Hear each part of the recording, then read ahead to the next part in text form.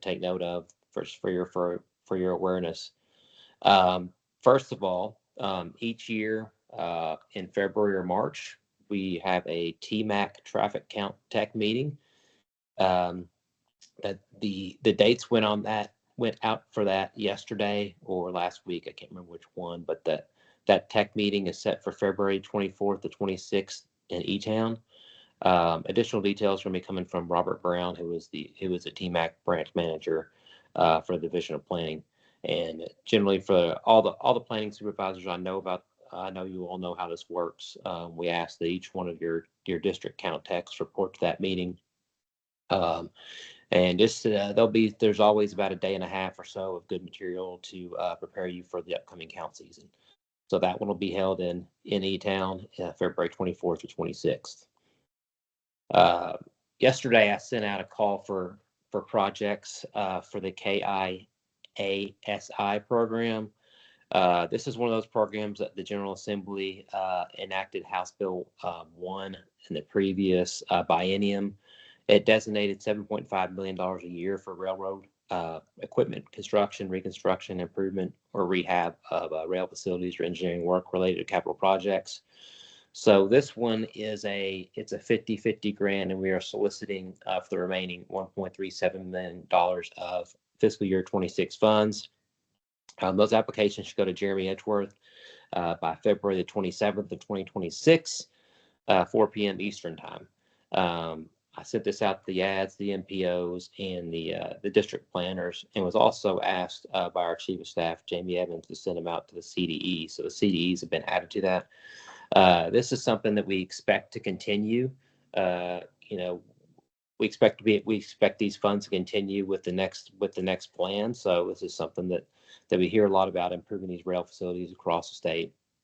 And I just really appreciate y'all getting the word out to your folks there in your areas about applicable projects that would be able to fit this grant. I wanted to give a shout out to several folks on this call. Probably know Gretchen Sanford. She works in Ramsey's data management group, her data management team, and she has been doing a lot of work on functional classification updates. So that was due in December of 2025. I know that's an effort that she reached out for coordination with several of the MPOs and with the HDO planning supervisors as well, providing those updates on those large and small urban area boundaries. So that was a massive coordination effort. And I know she is currently working on getting that information to FHWA and to Tanya. But that is something that's done I believe it's every 10 years. So that is a significant effort for her part. I wanted to make sure to acknowledge her on this call, and also say my appreciation for everybody that she's reached out to and coordinating that data request. It's been about 5 years now, but 5 years ago we had an approved ADA transition plan. And as a part of that effort, we gathered LiDAR data across the state on all our deficiencies on curb ramps, sidewalks, whatnot, anything that's basically prohibits pedestrians from crossing safely at intersections. And the first projects that we did utilizing some of that funding was done in Frankfort and Hazard a couple of years ago. I will say the last 6-year plan enacted $4 million worth of funding to continue those efforts. And at this time, we have a couple of consultants that are assisting us with that effort. We are addressing deficiencies in Louisville, Lexington, and Junction City. The urban areas were selected because of their high pedestrian usage and their high usage in the area with those deficiencies. And I want to thank Jared Jeffers, our bike ped coordinator, who's leading that effort on behalf of KYTC. I know he's coordinated with District 5 and he's coordinated with District 7. So, Tom Hall and his team and Casey Smith and his folks there in District 7 have been involved in this effort. If anybody has seen the governor's recommended plan, if you go to the various projects in the back, there are $5 million a year that that's set aside for this program. So this is something that we're going to continue to tackle throughout the next biennium, and also, throughout the next 6 years. We anticipate this to be something this is important to a lot of folks, and it's something that is going to be completed by the Division of Planning and also outreached with our planning partners. I mentioned the governor's recommended highway plan. That was delivered to the General Assembly last Thursday. It is online at our program management website, KYTC Program Management. You'll be able to see it. I want to thank Jason Blackburn, my assistant director. I know he is the shift project manager. He had a lot of coordination, a lot of help in getting our part in. Also want to thank Daniel Holker, who provides a lot of the data. Housed he comes up with and he develops in the Division of Planning. Also, our district planners, our ad transportation planners, and the MPO staff for all your shift efforts over the last year, and be able to get us to this point. So shift is one component of the effort that tackles the capacity improvements that all of y'all are aware of, probably on this call, or should be aware of. The other components of the highway plan is the highway system asset management and performance measures. Those prioritize projects involving pavements, bridges, and guardrails. There's also funding that's set aside for high growth counties, and that was established by the 2024 General Assembly. There's also a component that tackles the Z various funds. Those are funds that honor past commitments that KYTC has made. And then it's important to note that the federal program is required to be fiscally balanced by 23 CFR 450. So that federal component, all the various federal funding sources are required to be fiscally balanced. But anybody that knows that the program, the highway plan, is over programmed, and that's due to the SPP funding, which is the state priority projects funding.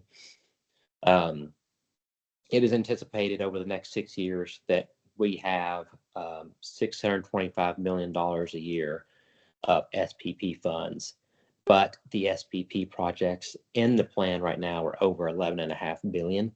So that is a significant shortage. So I will encourage everybody to read the narrative of that plan. That kind of gives a background and gives the story of where we're at. But by no means, I know you all are aware, those SPP projects are ones that are in there, and they're in there because of they've always been in previous highway plans that are going to be kind of carried forward.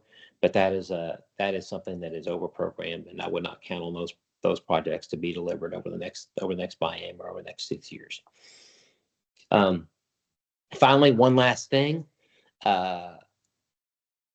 KECC is the Kentucky Employees Charitable Campaign, and the Division of Planning always has a bowling event. At least this will be the 3rd annual bowling event that we're gonna do on behalf for KECC. This year's event will be on Tuesday, March the 3rd. It's always a good turnout. I think last year we had 24, 25 4-person teams. I know District 7 with Casey and Francis, Shane Tucker, I know they participated in the past. Blake Jones, I know, has came up from District 9. I know we've had some District 10 folks before with men. But I just wanted to give I just wanted to say that was what we're doing for division planning. It's always it's good to see people outside of work and for a couple hours of fun. You don't have to be a great bowler. Some people are great. Some people roll it down the gutter every time. But it's always good to see folks, and it's $40 per person, $160 per team. That gets you 2 games of bowling. It gets you lunch with pizza will be provided, and also gets you a couple of drinks. If you are interested in that, I will send out an email following this meeting to everybody on this call. But if you're interested in that, just you can get back to Billy Kincaid, and her information will be in the email. Jason Blackburn's one that always organizes this, so I want to want to thank him in advance for his efforts in this. I think that's all I've got. I think my 10 minutes are up. But I want to welcome you all again, once again, to the January meeting. I know this meeting is planned to be very data intensive. So Tracy Novacek, who was one of our assistant state highway engineers, is going to be up next to kind of give an overview on a new platform track that she's rolling out. I'll turn it over to Nathan. All right, you can go ahead, Tracy, and pull up your screen and get ready. I'll just read her bio real quick. Miss Tracy Novacek is an assistant state highway engineer for Kentucky Transportation Cabinet. Ms. Novacek currently serves as a lead for the cabinet's implementation of performance management. She has over 20 years of experience, including roles as a bridge designer, branch manager of payment management, and director of maintenance. Ms. Novacek has led efforts to improve the management of pavement and bridges through prioritization, investment strategy, and preservation treatments. With that being said, it's on you, Tracy. Thanks, Nathan. You can hear me all right and see everything? Yes, you're good. All right, perfect. All right. Well, always love to be followed up by the adjective data intensive. I think I get charged with that quite often. So thanks, Mikhail. I think we'll be keeping on theme with this dreary January morning by kicking you off talking about federal performance reporting. But Nathan asked if I could give just a little bit of an overview on the federal performance reporting. So I'll talk to you a little bit about that, and then we'll go into a presentation about one of the platforms we're building as part of the state performance program. So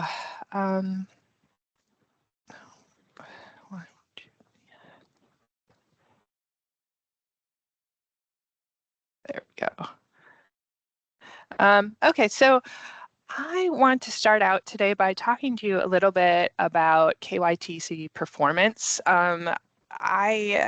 One of the charges for my position is to help develop a performance program for the cabinet. So I think you probably hear a little bit on and off about performance at KYTC. And I just want to help kind of draw the distinguishment between the KYTC performance program and then the federal performance reporting requirements.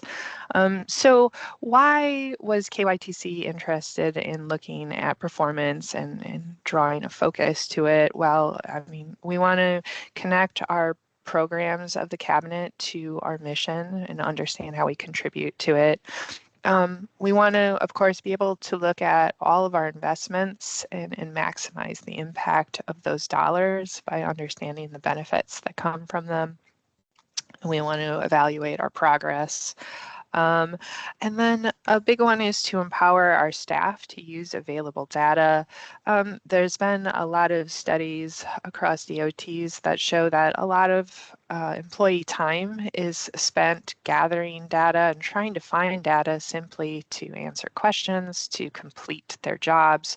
So step one, essentially, finding the information is taking more time than it should because of the state of where our information is. So empowering our staff to have access to that data. And more increasingly, knowledge management. DOT, like many local organizations, like many private businesses, is experiencing a lot of turnover and anticipating a lot of retirements, and being able to understand what information we have, what we do, how we apply it, and passing that information on is a huge challenge. So being able to share that information and have it available is a big part of knowledge management. And then, of course, communication.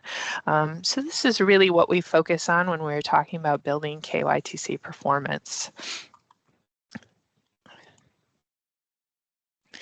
So when I talk about performance, I also like to make clear what the KYTC performance program is not. I think it's important to draw those lines, and we are not focused on report carding. Of course, we will look at performance measures and metrics, and we will try to make information available, but we want to be careful about assigning grades and yes, no's to things, because a lot of our processes, a lot of our decisions involve a lot more than data, right? Data is not the only component to our decision making. There's a lot of hands that go on and pass information, a lot of steps to every process. So we are not solely focused on report carding, and we also want to make sure that performance is not only for management, that the program that we're building is beneficial for everyone in the cabinet, regardless of position. We're really focused on that investment, that culture, and the technology components of performance and building those up. We want the business process to be more important than the report carding itself. With that said, we need to recognize that there are federal performance requirements. There are federal national goals, and those goals are safety, condition, congestion, system reliability, freight and economic vitality, environmental sustainability, and reducing project delays. And we, of course, support those goals, and we, of course, intend to meet all of our reporting requirements. But again, we don't really focus on the report card. We focus more on the business process, and we hope that our business processes support some of the federal reporting.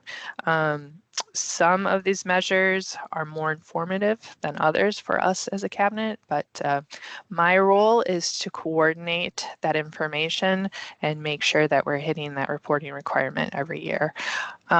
So, I mean, TPM, the Transportation's Performance Measures, the feds hope that they make us complete, accountable, and consistent across states. And as a cabinet, we are responsible to identify available data to support the reporting requirements, provide a discussion of our performance, our progress, our investments, provide a discussion of how targets support our national goals, and collect and submit that required data, and then document extenuating circumstances.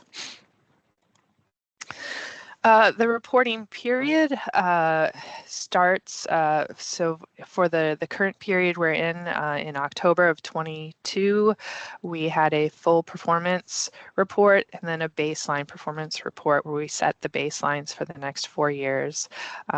In October 24, we had a mid-performance period report, and that's where we report where we're at, and then we have a chance to reset our targets if we want to. And this year, October 26 will be another full performance period report, and then a baseline performance report. And then 180 days after the state target setting, the MPOs can either choose to support or set their own targets.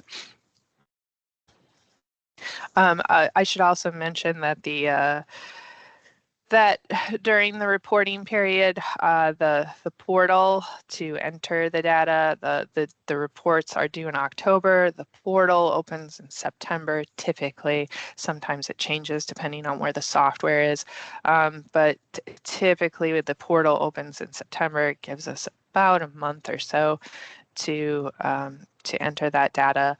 As a DOT, we usually don't have the information together until perhaps August to go into these. What is required as part of the performance reporting? You can see for the baseline, we have to set 2-year and 4-year targets. We have to have baseline conditions and basis for the targets, and then talk about ties to other plans. Mid-period, of course, is when you talk about your actual conditions, and then you have an opportunity to adjust those targets. And then for the full period, it's the same, except for you're not adjusting a 4-year target. You're talking about your actual conditions, your investment strategies, and any extenuating circumstances you encountered that prevented you from achieving your targets if you missed any of them. And so this is just a review of what the performance measures are. There's PM1, 2, and 3. PM1 is safety. That comes from our highway safety area. They actually have a different reporting period that's a little bit earlier than PM2 and 3. PM2 and 3 is the October reporting period that I mentioned. PM2 is pavement and bridge condition, and that's the area that I'm most familiar with as a subject matter expert, just because this is the area that I came from.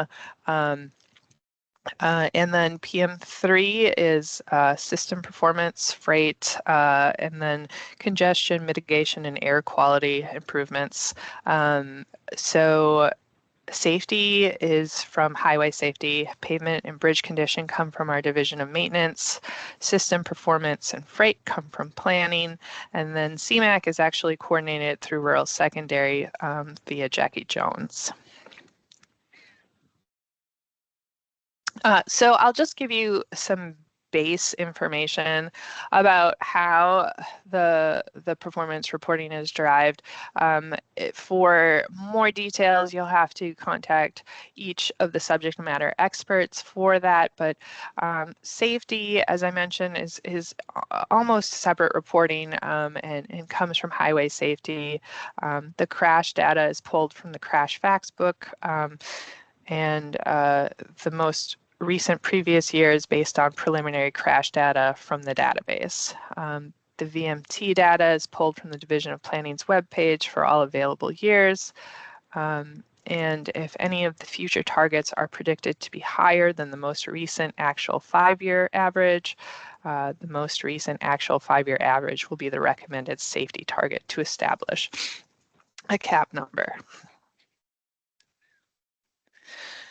For pavement, again, this is Division of Maintenance. They have to report roughness, percent cracking, rutting, and faulting. And then for a pavement section to be rated poor, 2 of the 3 measures must fail. And for a pavement section to be rated good, all 3 measures must pass. These are the rating thresholds for pavement.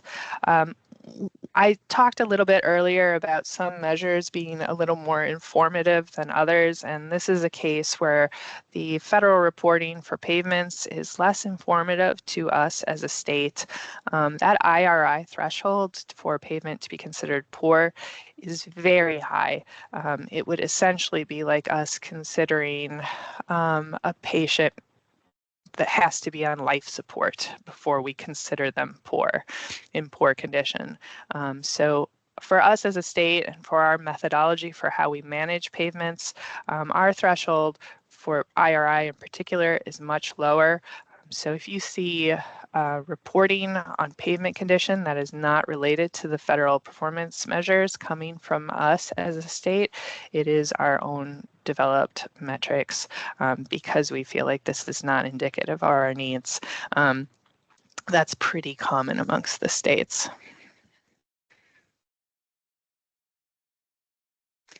Bridge is a more informative measure. It's determined by the lowest rating of the National Bridge Inventory conditions.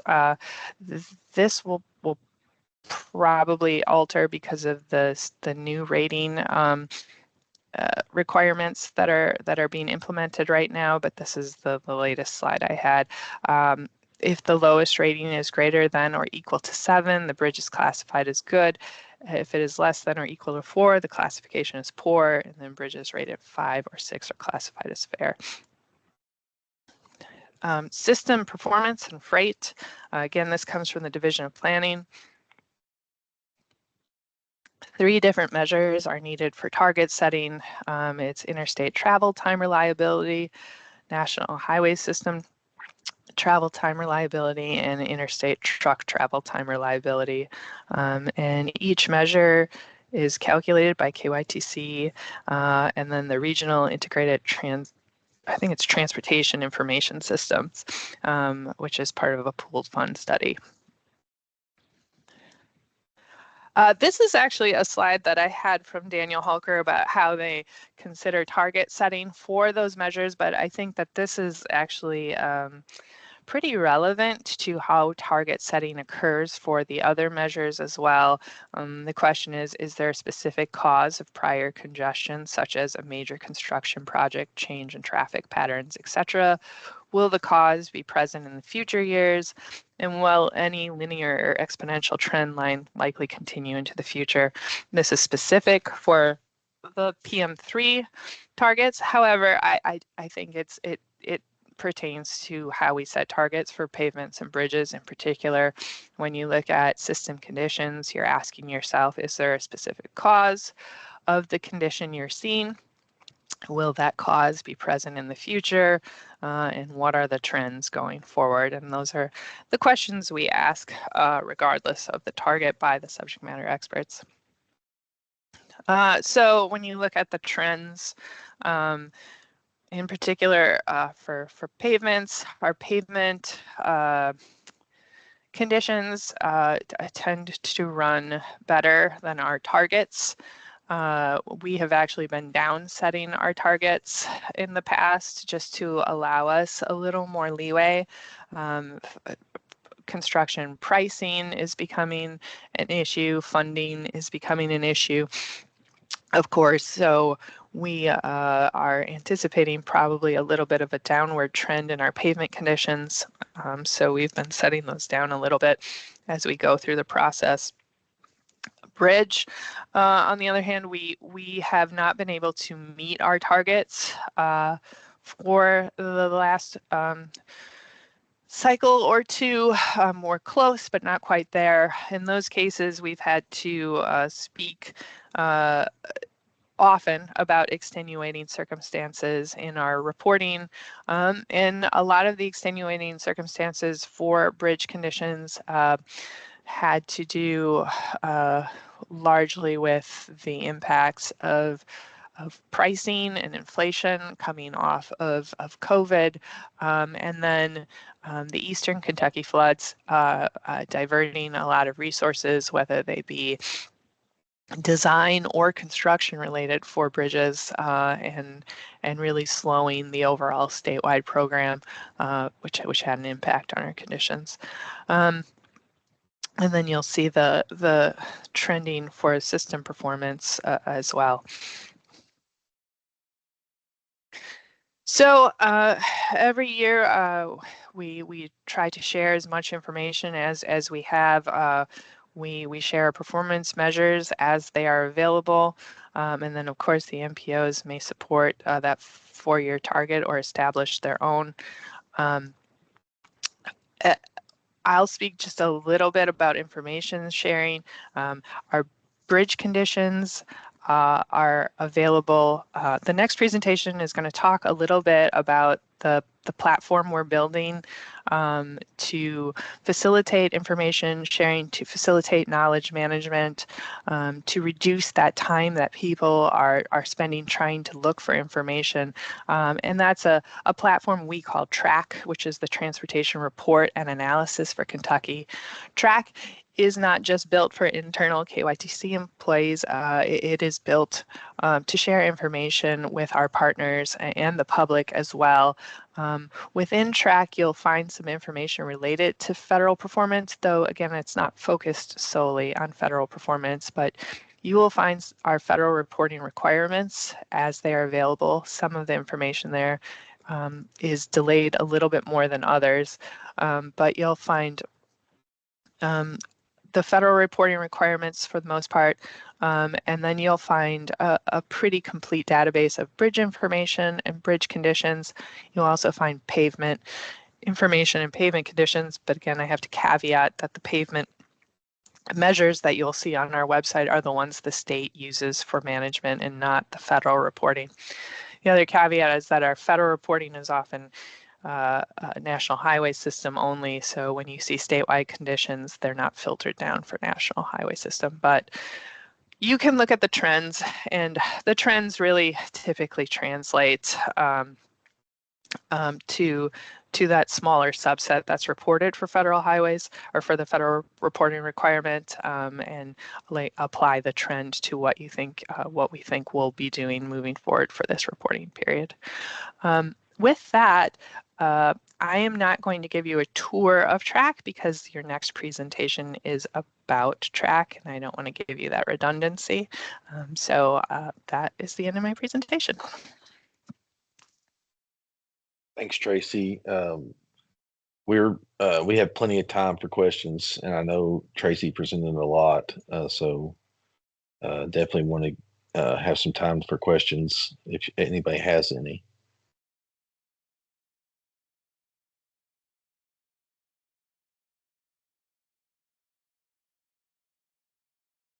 Mr. Rush, Andy Rush has a question.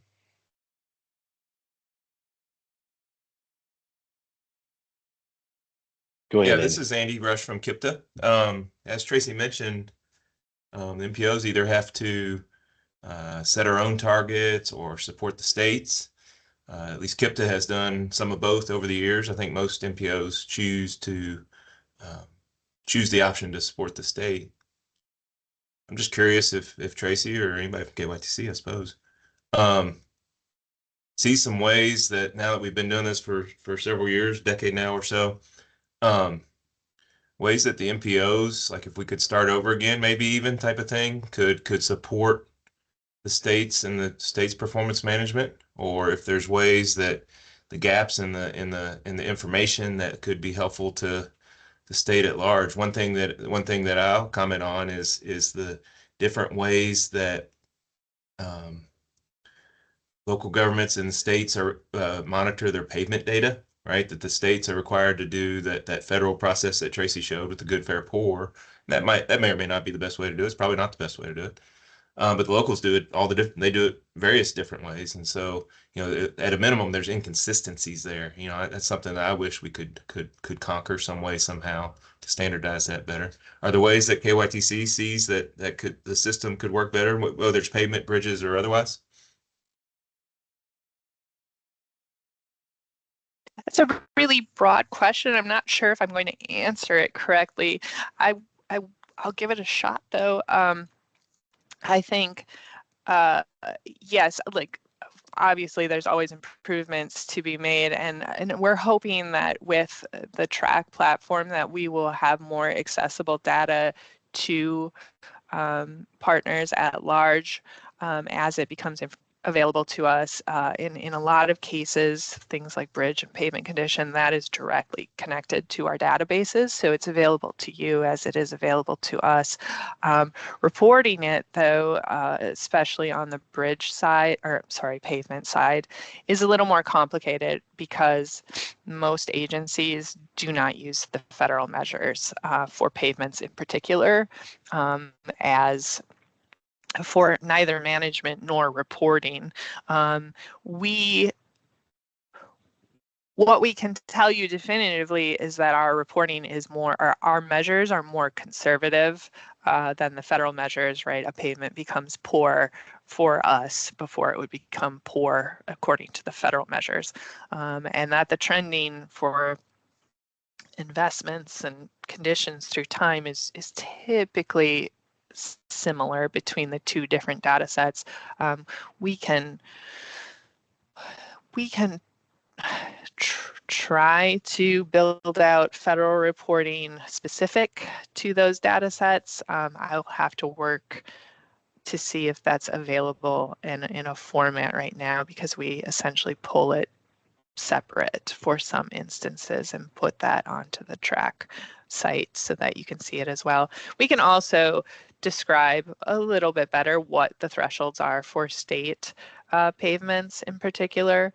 so that you have an understanding of where our thresholds are, and then perhaps apply them to your system as well, because we feel like our thresholds are more maintenance driven than the federal ones are, as in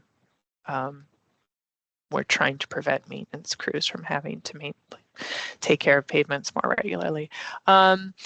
But of course, there's other measures as well, and we try to publish that data as quickly as it's available as well.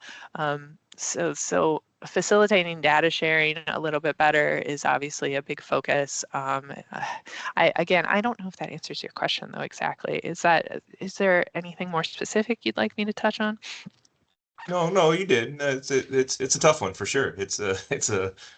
We all do what we are required to do, and the way they chose, or the feds chose to, force states to monitor the payments, and it's not even, perhaps the issue for MPOs could be not just, the different ways to assess the payments, but I guess the requirements, correct me if I'm wrong, but I believe they're just for the interstates, and for the non-interstate NHS is what's required to be reported. That doesn't mean that's the only pavement you all monitor, but that's tricky too, because if we as MPOs were to add some value by doing some of that as well, most of the important roads surely are monitored by you guys, whether it's the ones that you report federally or just because it's the roads that are state highways across the state. Yes, that's correct. And honestly, even for the bridge data set, because it's national highway system, right? That's not how we manage our bridge inventory at large. Typically, is to pluck apart that subset and look at how it's performing. When we look at our investments, we're looking at the state as a whole. Mikhail mentioned the 6-year plan and the asset management side of that, right? And when we do that modeling and we look at where to put money, we're not considering just the national highway system. So I think one of the things that we're considering doing, which is not available right now, but is that these federal performance measures, because they are essentially a subset to some degree, and they also have more limited availability of data. It's a little bit of a slower cycle. Perhaps pulling it apart and making it available on the track platform as it is, with that distinguishment. It's not been the focus of our initial build out, but I think it is something that we could do to improve information. Thanks, Tracy. That was a nice job. Anybody else have any other questions for Tracy?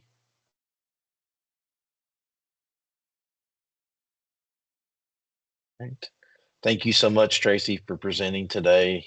We're going to go on and jump over to our next presenter, who is Chris Lambert, who has over 27 years of experience with the Kentucky Transportation Cabinet and has served in a variety of IT roles. Chris is currently serving the State Highway Engineer's Office as the technical lead for the Performance Management Program, and he's going to talk about TRAC, which is, I think, his baby, and it's a good tool. So hopefully you all enjoy this presentation. Go ahead, Chris. Thanks, Nathan. So Tracy did a great job of covering the performance management program as kind of a business function. So my plan here today is to walk through some of our public-facing tools, specifically the TRAC website. So here's the URL again. So the overall goal of our site is to improve decision making and performance tracking with timely and accurate data. Over the last year, we've been publishing more and more of our data to our TRAC website, located at the URL you'll see here. And again, we'll go through some of that, but we've made a lot of efforts over the last couple of years to compile or to pull together and compile data throughout the cabinet. So with that said, we have about 330 data connections through the cabinet. We've got a little over 40 million records every night being updated.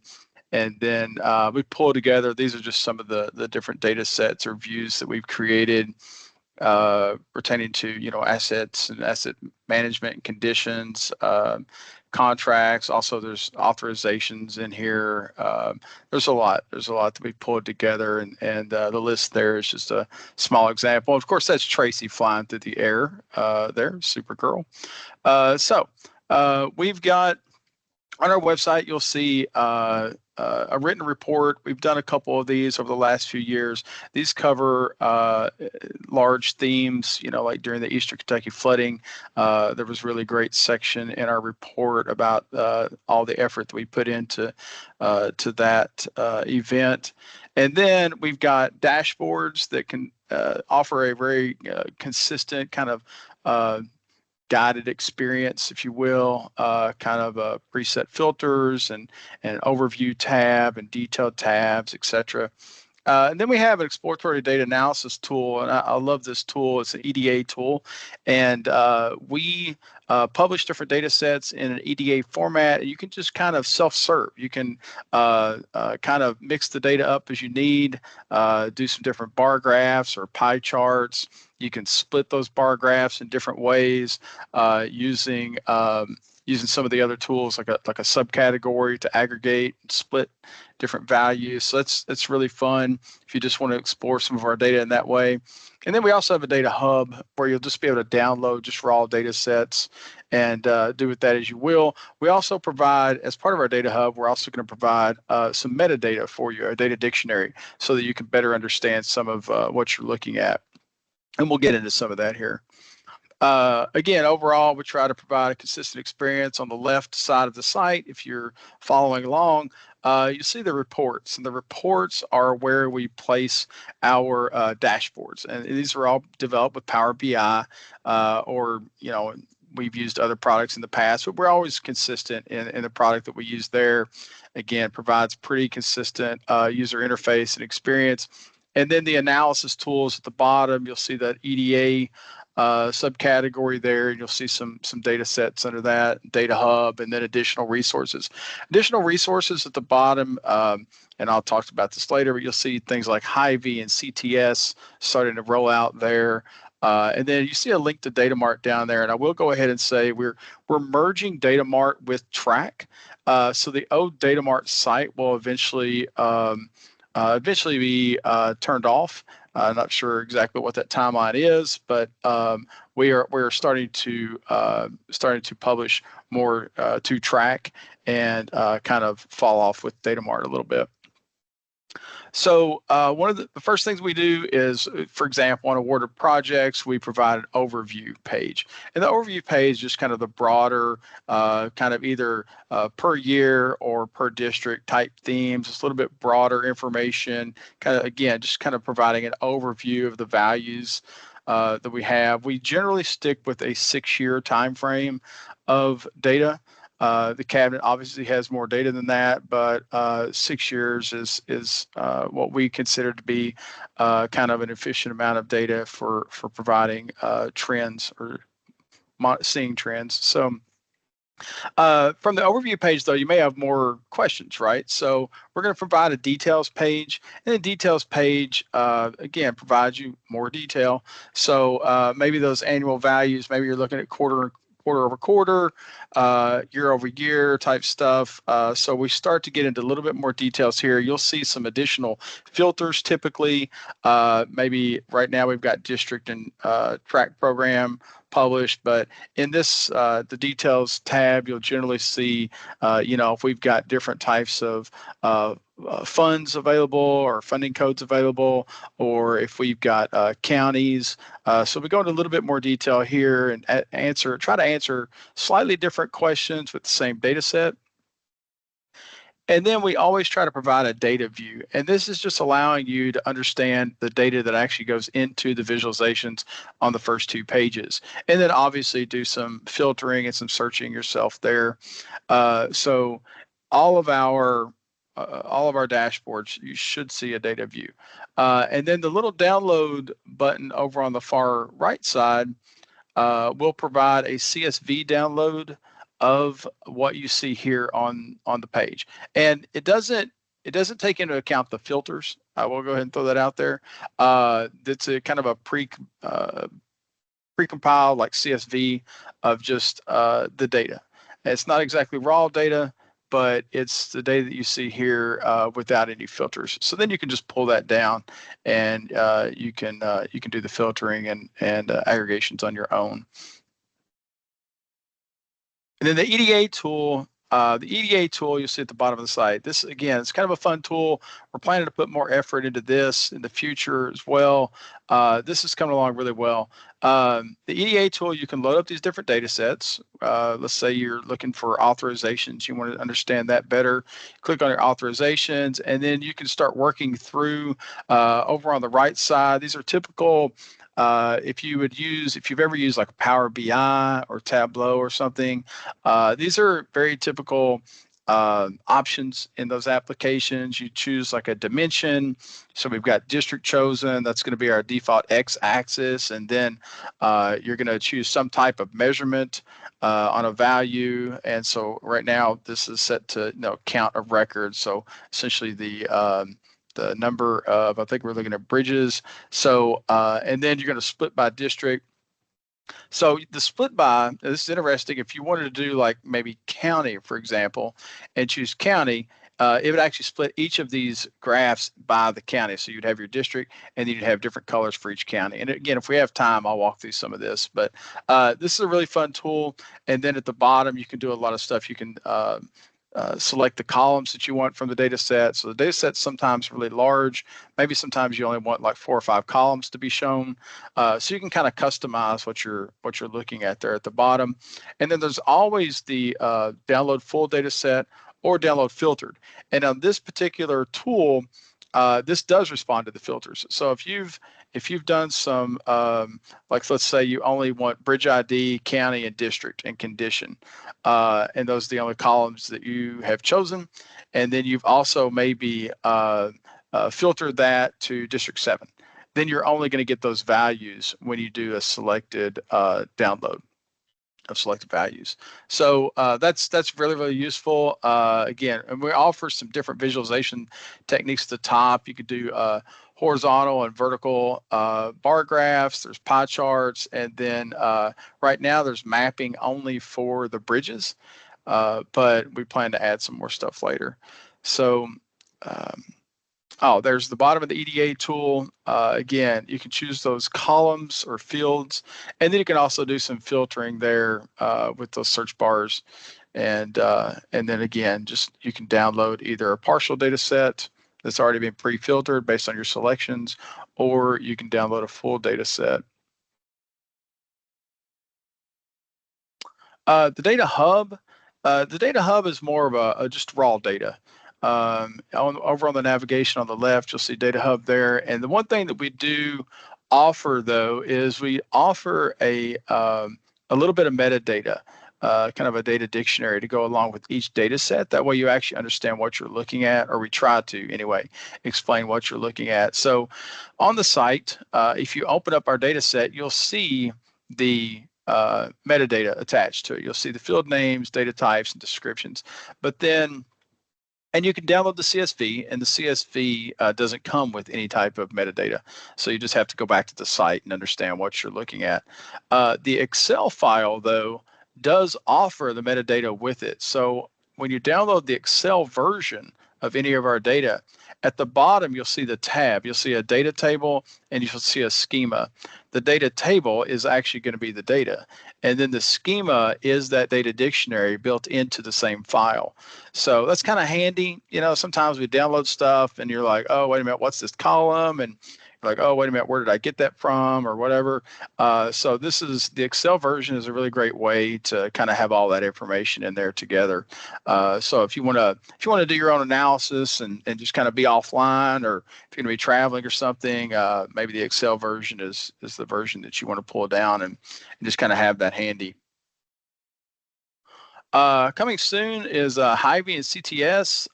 We've been working on Data Mart provides, these are the 2 tools that we didn't think we had a really good solution for other than to maybe rebuild them. So we've been working on that over, I guess, the last little while, longer than what I expected. Been working on that for about a month. So Hy-Vee, we got a little bit different look to it than is available right now in Data Mart. But again, we're trying to provide the same functionality there, where you will be able to select data sets or multiple data sets, and then select, different, whether it be district or county or route route IDs, etc.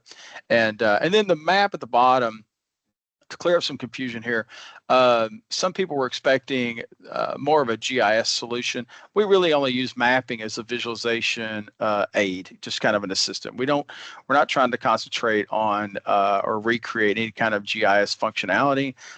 We typically use maps and things just to provide a guide, just like any other visualization, whether it be a bar graph, pie chart, or just a visualization technique to help you out, to help you understand what you've chosen. So, and we do the same thing here. So everything is more driven by the menus, the menu selections, as opposed to the map. And I hope you have a sense of humor here. So next steps, we do want to increase the number of data sets we make available.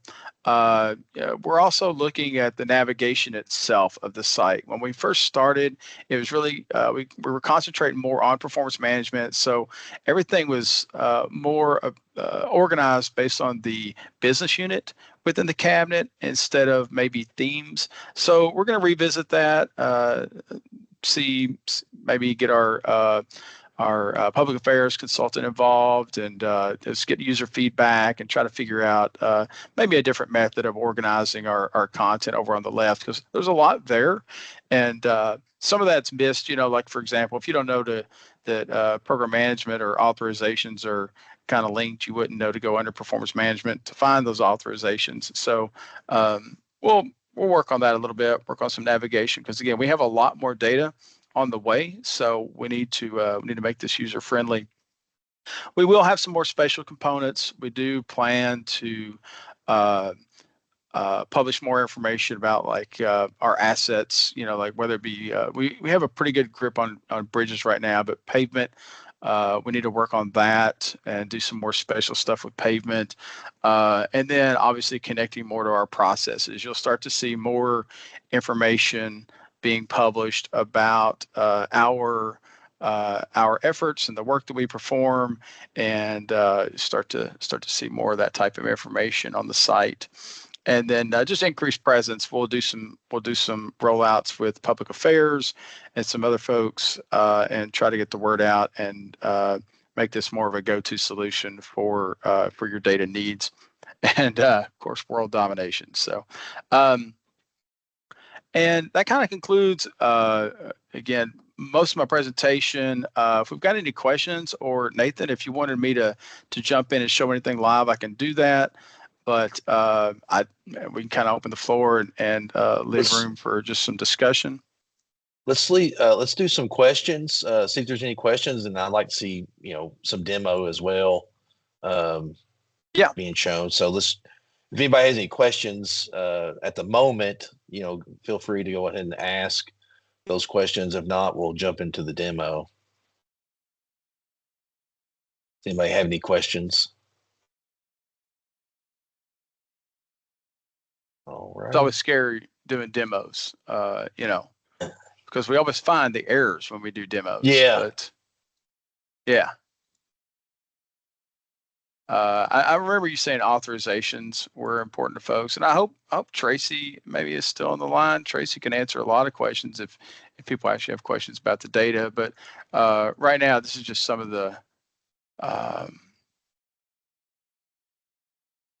We did try to provide a frequently asked questions just in case. Now we're still working on these. Still got a lot of work to do here in terms of providing information about the data sets. But there's that download. Again, download data set. So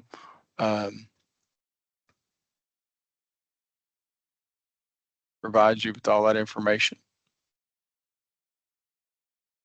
Again, for the most part, I think we've got a download on each of our detailed views. Enacted highway plan. This is great. If you want to go out, just kind of understand what we're doing. Again, district filters. Programs. These are track programs. These kind of are based on our performance management program. So the word program there may be a little bit different than what you're used to seeing on other reports. I know on that program, I think what we deal with in planning, a lot of those are going to be the highway improvement side part of the highway plan. So folks are Oh interested yeah, in yeah. seeing that information. You can kind of filter to just your highway improvement projects.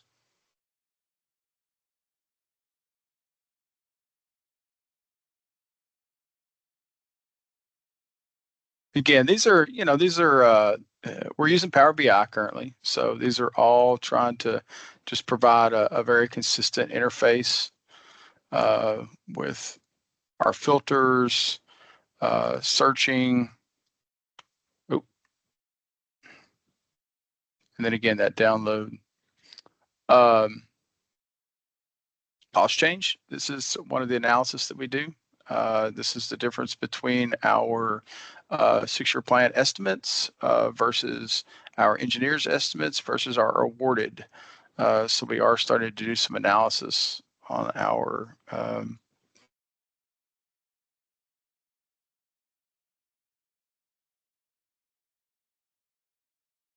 data.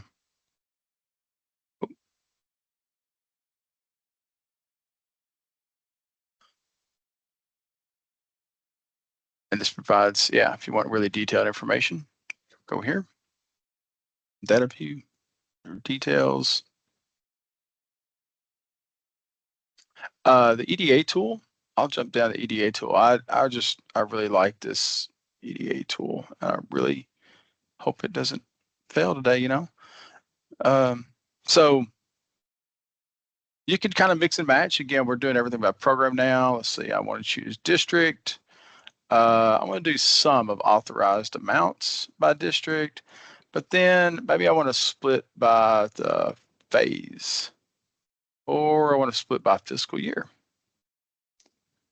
Fund number. So these are some of the different ways that you can just kind of mix and match the data. You can also extract this if you wanted to. Again, we do hope to improve the look of this. And at some point, this might be worthy of a slide. You know, if you've got a really good analysis set up that you want to provide, like, hey, look, I'm going to take a snapshot of that. You can click on this little button and pull out that information. So you can also adjust some years up here of authorizations. So you can just kind of, just kind of explore the data, analyze the data, full data set download to Excel. I don't see our columns to show. Select all, there's all the columns available. So this just takes some, this tool takes some experimenting. You'll just have to spend some time in here to see how it fits you best.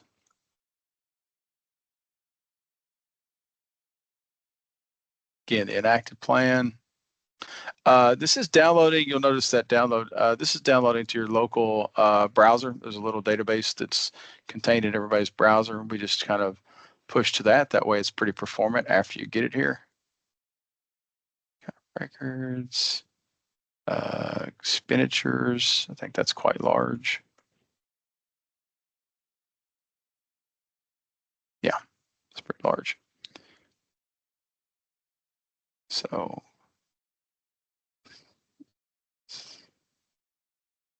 amount expended, district, do fiscal year. So you can kind of see how you can just mix and match these as you need to.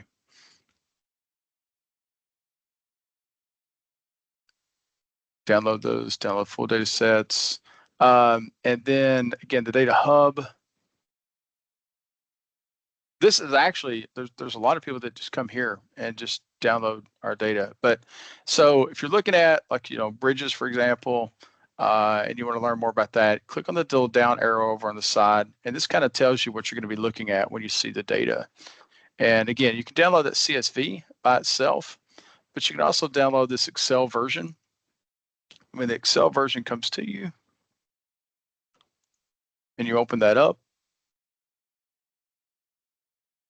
drag that back over on this screen, you'll see at the bottom, you visit it with the data at first, but then if you look at the bottom, we've got the schema. So we put that data dictionary back in there for you so that you understand what you're looking at. So this is always part of the Excel version, and it's just because we can do those multiple tabs at the bottom of Excel.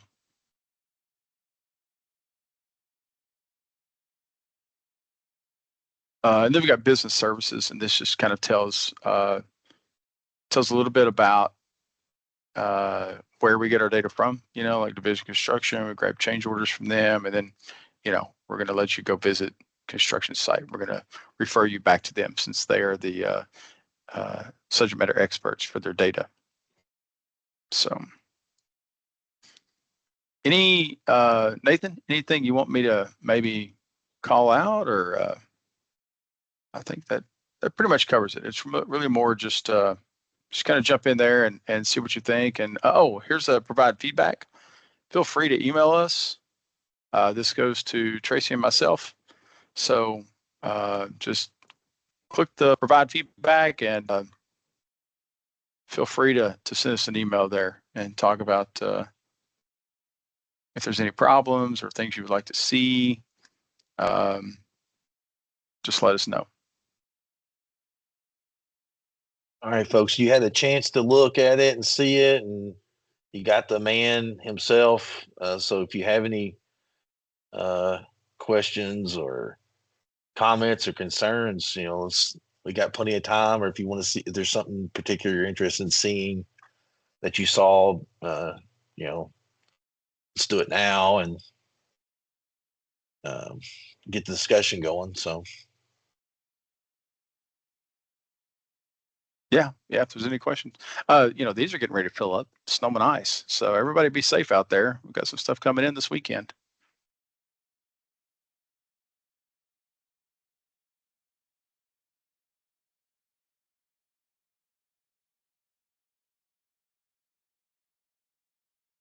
No If questions. there's no questions, I'll go ahead and jump off.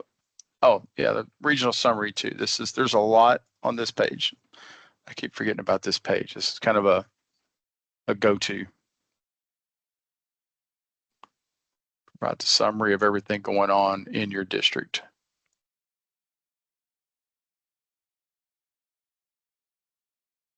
I will say this: I encourage anybody to get in and play around in this tool. They had me looking at it like a year ago, and man, they made a huge amount of progress in just a year of the capabilities of this tool. And I found a lot of value in the awarded projects page. I can find proposals very easily. Wonder where the letting date was and what contract it is for various items. It's huge. And then I've been playing around and looking at the highway plan as well, because that data shows the 6-year plan numbers, and he showed you some filtering of the highway plan and page, and the data you can filter by the like highway improvements. So a lot of folks that are interested in those.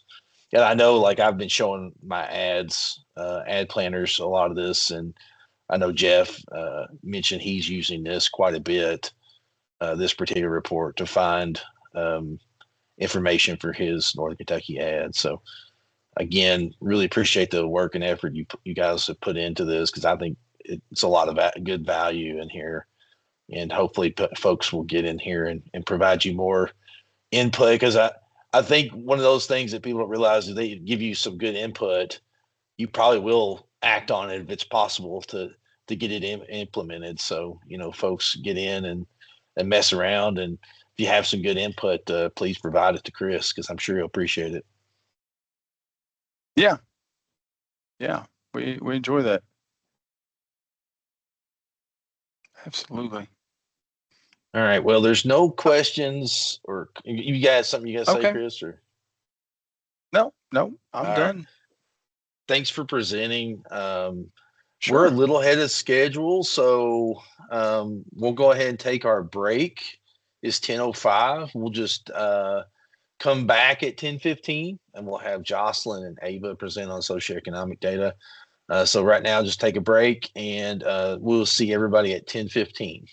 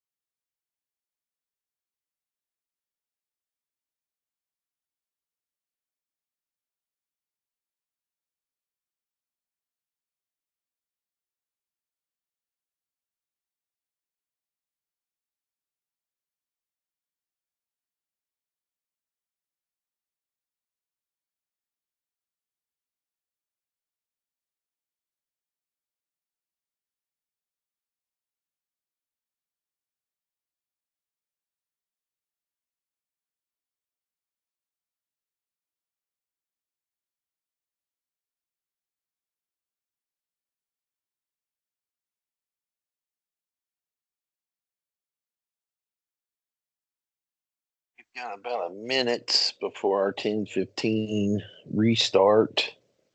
Ava, if you're on, if you want to go ahead and get your screen pulled up and get your presentation ready. I think Jocelyn mentioned that you were going to progress the slides for her part as well. Okay, that sounds good. Let me share my screen. Hey, Ava, I'm sorry. I was going to, I think I mentioned to Nathan we were going to switch over. Oh, okay, Okay, good. sorry. That works better. Her section is first, so I'll let you do that. Okay, I apologize. You're all right. It is now 10:15. Hopefully everybody's coming in from their break. We're going to keep the show on the road.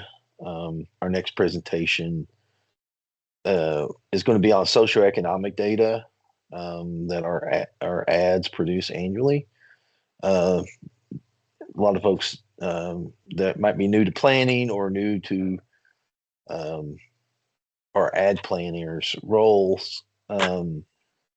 Socioeconomic data is on the ad level is required every year to be done. They usually do it around June is when it's due.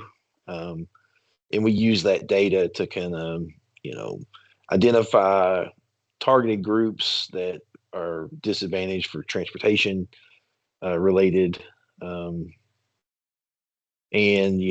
ideally, we're going to have some outreach in the following year once those groups are identified. The other, what our highway planners are more familiar with probably is that, from time to time you will ask the ad planner to do a socioeconomic study for a certain area. They're going to do the same process using the same data that they done for the annual program. They're just doing it on a smaller scale, specific to the subject area for the roadway or the study. So with that being said, I have two of my ad planners here to present today. Jocelyn Gross, who's also Director of Planning at the Gateway Area Development District. She's actually the one that pulls a lot of the data and kind of does some magic, some formatting to get it to where it needs to be, because it's not exactly in a user-friendly format once it's downloaded. And then Ava Oljeski, who's been with the Lincoln Trail ad probably about a year and a half now. As last year, she did a socioeconomic study for the first time for the Lincoln Trail ad, and she did a new twist to her display, which was kind of neat and interesting. She's going to talk about that. So with that being said, I'm going to turn it over to those folks and get the presentation started. Go ahead, Jocelyn. All right. Thank you, Nathan. As Nathan mentioned, I'm Jocelyn Gross, and I'm the Director of Planning of Gateway Ad. And I do every year, I extract the data that we use for all the ads, for the economic data and socioeconomic data that we use for our socioeconomic profiles. And I convert that into shape files. So Nathan did ask me not to get too far into the weeds, so I'm going to try my best not to do that. And just kind of talk about what type of data that we're using for our socioeconomic profiles and how we visualize that data. And then, as he mentioned, Ava's got kind of a new way that is a very it kind of does a deeper analysis of the data. So I'm excited for her to show you that. But just in general, we use the 5-year American Community Survey data. We get the updated data every year that comes out usually at the end of January. Last year, we used the 2023 5-year estimates. So those were estimates from 2019 to 2023. And these profiles come from the U.S. Census Bureau's American Community Surveys, and we use the 5-year data because it's more reliable at small geographic levels. So this is survey data. So when we spread that over 5 years, we've got 5 years worth of surveys that is producing a little bit more reliable, statistically reliable data. And we do socioeconomic profiles for 5 variables. The first one is for the population age over 65. And we pull that from the detailed table sex by age. We also do disability status. We do minority population. And minority population is individuals who are not classified as white alone and non-Hispanic. So it's all the minority populations are grouped together in that percentage in our profiles.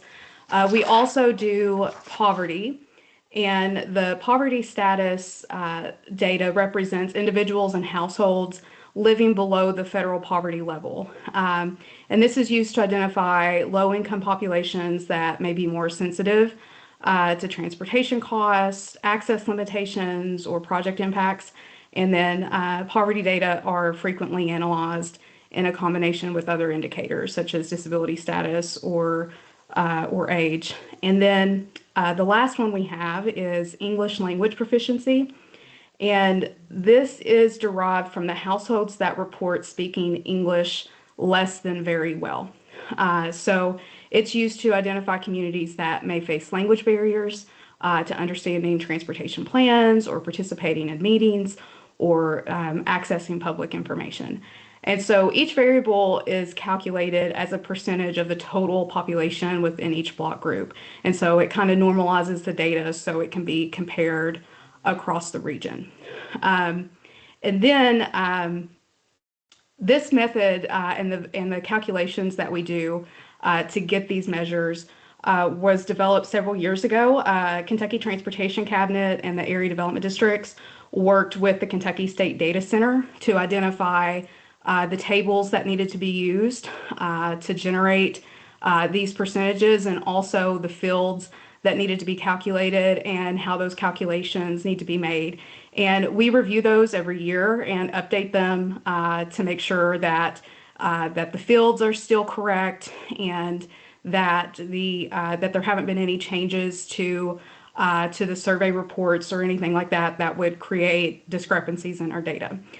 So every year we download these detailed tables and perform calculations on those tables in order to get the percentage metrics that we use for the profiles. And then we use that data to create our socioeconomic profiles.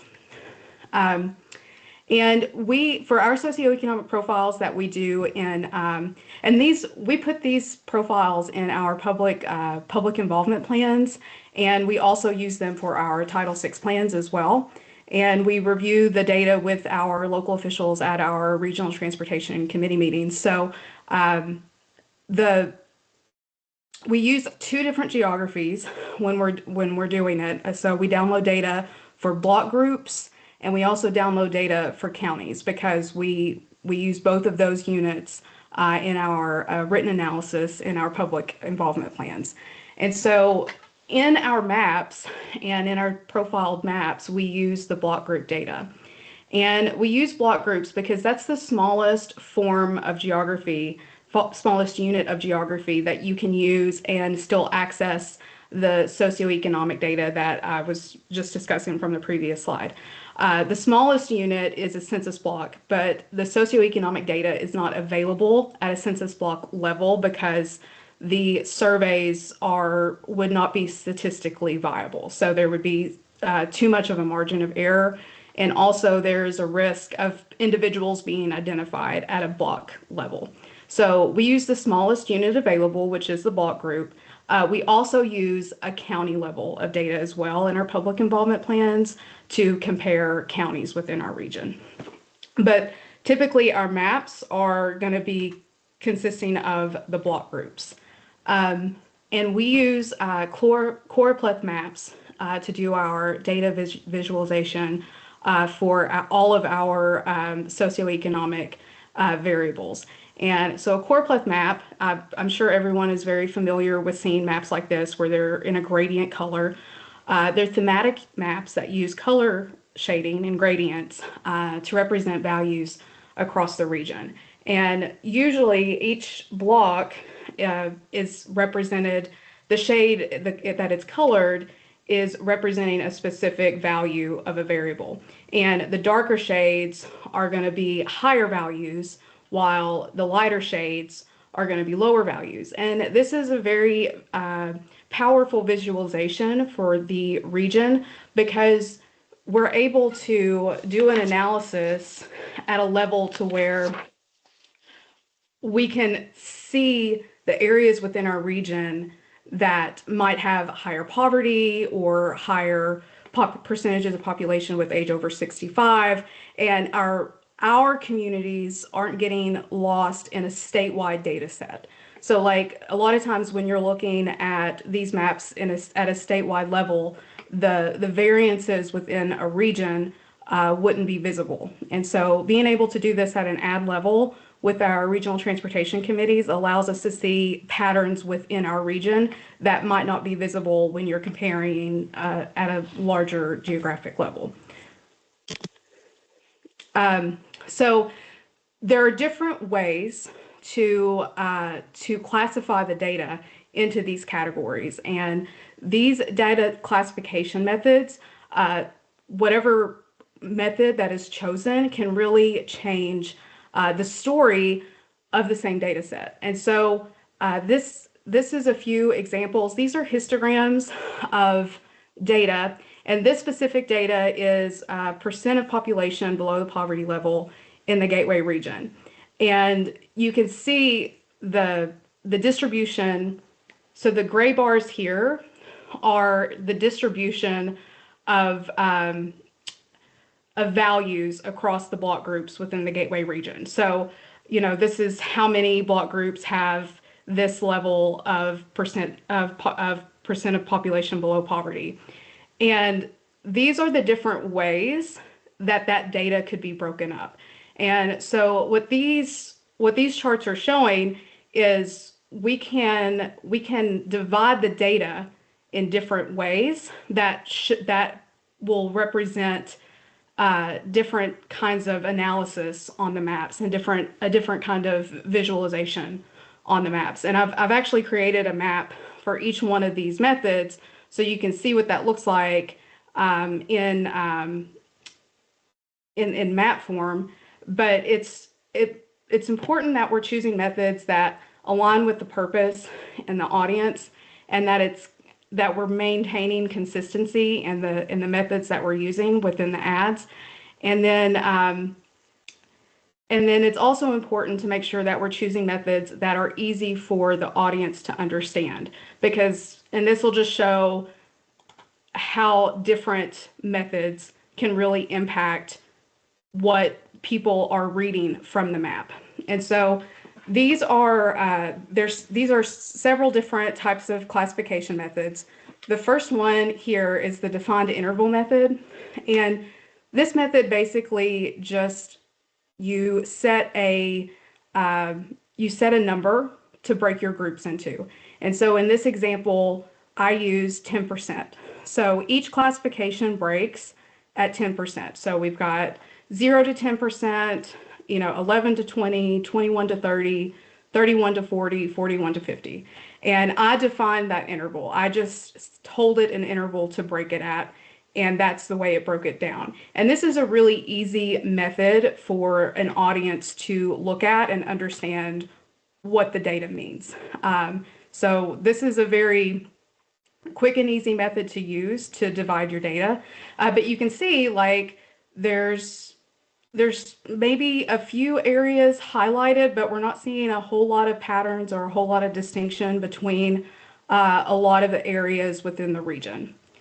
The second method is called equal interval, and the way it divides data is it takes the maximum value, and in this instance, for percent of population below poverty in the Gateway region, the maximum value was 48%. And then it divides it by the number of classes you want to create. And so it's very similar to the defined interval. But when you divide 48 by 5, that's 9.6%. And so that creates classifications based on the maximum value and the number of classes.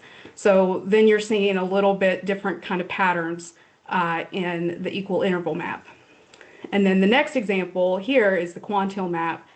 And the quantile map is breaking it down by the number of block groups in each class. So it's not so much considering the percentage values here, it's considering more how many block groups are in each class. So for example, for the simplicity for this example, let's say that there are 50 block groups in the Gateway region. Well, this methodology would put 10 block groups in each class. And it's not breaking it based on any numerical value other than the number of block groups in the class. So what you would be able to see in this type of method is the lowest 10 block groups. So this lightest color here, the ones that are highlighted in that color, are the 10 lowest percentages in the Gateway region. And on the opposite end of that, when you've got the darkest value here, the 10 highest percentage population below poverty would be highlighted in the dark blue. So it is an interesting kind of method to use. It kind of distributes the color, like when you can see the colors are kind of more equally distributed. So like there's the same number of the lighter color and there's the same number of the darker color. So that can give you really interesting results as well. Probably the most common method is the natural breaks. And the natural breaks is a method that's used to just, anytime that there's like clusters of data within the data set, it'll put a break between those clusters. And so it usually generates a map that is that has kind of like statistically meaningful groupings, and they kind of identify concentrations and patterns within the data set. So it's kind of like grouping like census blocks together into these colors would be the best way to describe a natural breaks. And then there are kind of more complicated, complex ways to do data classification, and it's really important that people understand what these are. And they're kind of difficult to explain if someone from a local official or someone from your committee asks for explanations for them. They can be a little bit more difficult to explain, and it's important to understand so that you can be able to do that. This one is a geometric progression, and it classes intervals increase by a constant factor. And there's an algorithm in ArcGIS that does those calculations for you. And it's based on proportional changes, and that what it's supposed to do is kind of balance out the outliers. So if you've got outlying data that's kind of on the extreme on either end, it kind of normalizes those in a way where they're grouped together more. And so it can kind of show you that if there's some skewed data in there, that it kind of normalizes it back down to where you can see other patterns within the data. And then finally, there's the standard deviation, and this one's really interesting if people understand it and can explain it. But what it will show you are areas that are above average and below average within the region.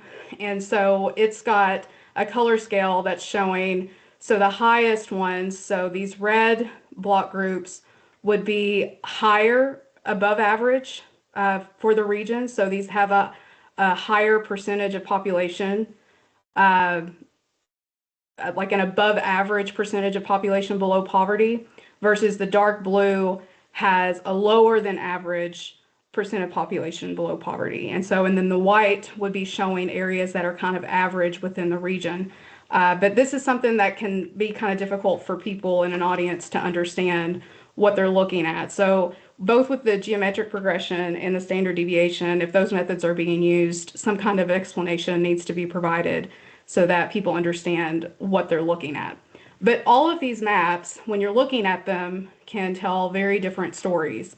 And there's also manual intervals. So you can actually set your intervals to whatever you want them to be, and they can tell very drastic different stories. So this one, I set, and I just chose these at random. But if you're not looking at the legends and the scales and how the data is being distributed, like you might look at this map and think something really different about the population below poverty level in the Gateway region than if you looked at any of the other maps. And this is all just based on how we divide and classify our data. And so it's really important to be cognizant of how the data is being classified and what type of classification methods are being used. And different methods can be used for different purposes of the data. And so we can use the same socioeconomic data in different kinds of scenarios where we may be using different methods of classification. And sometimes a manual interval is justified. And to give you an example of that, this is one where I did a manual interval, and I specifically classified the data based on the national poverty rate and the Kentucky poverty rate in comparison to the Gateway region. And so the national poverty rate is 11%. So I did a classification of 11%. So you can see all the block groups in the Gateway region that are at or below the national poverty rate. And then I also added in the Kentucky poverty rate, which is 16%. So you can see the block groups in the Gateway region that are between the national poverty rate and the Kentucky poverty rate. And then we've also got, our block groups that are above the Kentucky poverty rate and the national poverty rate. So, there's all of these methods are valid. It's just you need to make sure that when you're looking at them, you understand what the data is representing and what the visualization is representing, and then also that it is a good method for the purpose of the visualization. So those are just some examples of how to how choropleth maps can visualize the data. When we're using the data for local planning, it's really important to think about how the local officials can interpret the data. I always like to put roads and highways on my maps, as well as community locations, because a lot of times when you're looking at this map, it's hard to see here's this dark area, but where is that in relation to this highway or this community? And so putting labels and things like that on your map a lot of times will help your local officials kind of interpret the map and understand the areas that are being, that are high percentage areas or versus low percentage areas. It's really important as planners and as ad staff that we understand how to interpret the map, and we can use these things to improve public engagement and to support grant application and funding requests and evaluating how projects are impacted. On this map, I also layered, projects that have been awarded, current projects, and previous projects, so you can kind of see how projects have progressed in different areas. And this one's specifically based on poverty, the poverty percentages. And there's a lot of additional data to consider. There's a lot of, you can put sidewalk data on it and pedestrian data. You can put safety and crash data. You can put access to services, like where schools are located, where your freight generators and traffic generators are located. And there's a lot of things you can layer onto the socioeconomic profiles to do additional assessments and additional analysis to kind of determine, what areas are going to be more prone to vulnerability when it comes to transportation access. And I know a lot of ads have transitioned to putting their socioeconomic data online. So they have online maps where you can, it could be endless, the different layers that you can add onto those socioeconomic regions to be able to do analysis on how certain projects or certain planning activities can have an impact on those communities. And with that, I'm going to hand it over to Ava. And she's got some really cool methods of data visualization that will that kind of go a little bit farther than what I've shown. Cool. So hopefully everybody can see my screen right now. But I wanted to follow up that really great explanation of the chloropleth maps with just talking more about how we visualize the data, specifically choosing colors and shaping it to get the story that we want.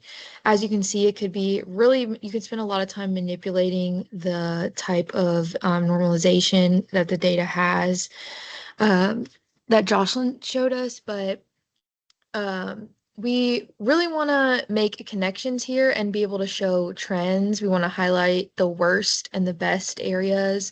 Everything is going to be on that worst to best scale with these. And you don't want to visually overwhelm the viewer. You'll see in a second with bivariate maps how it's very easy to overwhelm the viewer when there's several different types of metrics we're looking at.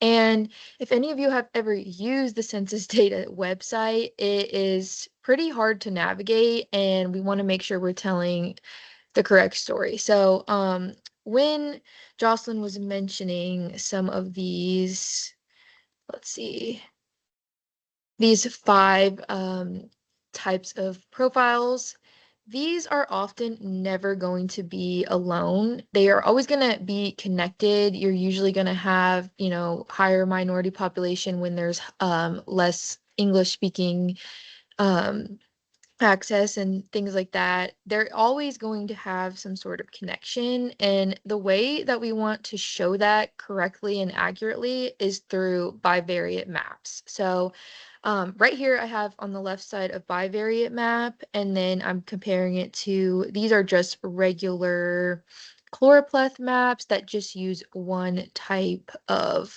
data set. So I want to quickly talk about a few things here.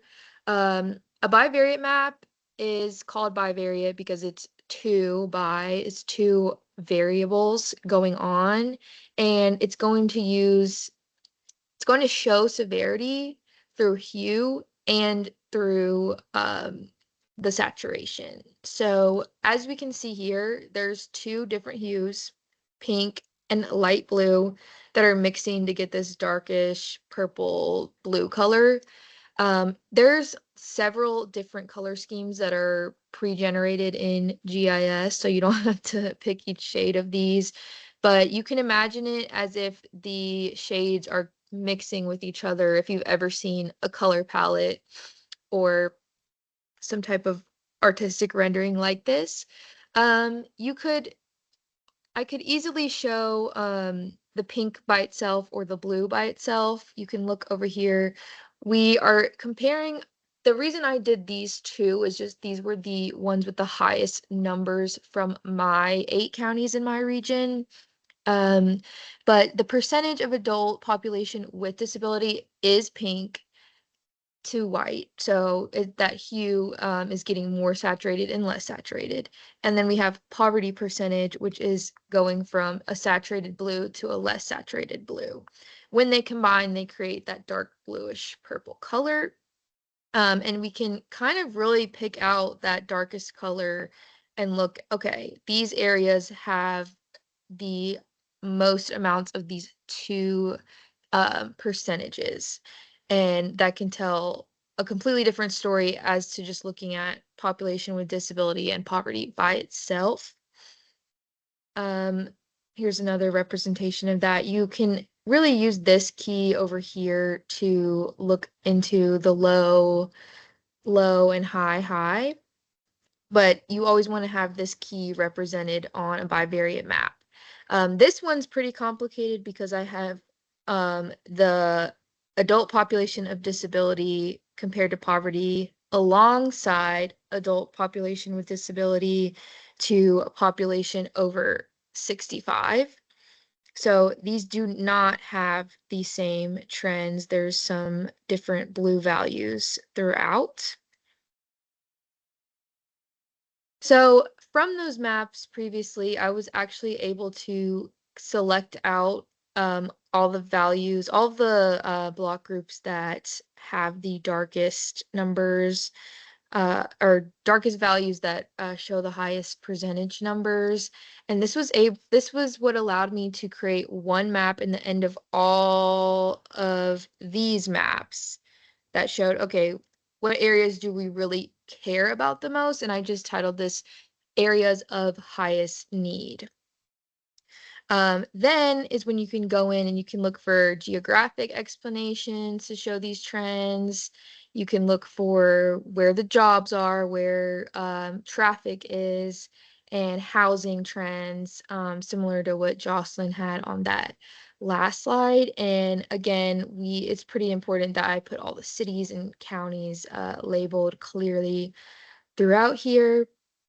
I have city boundary, county boundary, highest need, regular block groups, and then I always have Fort Knox on mine.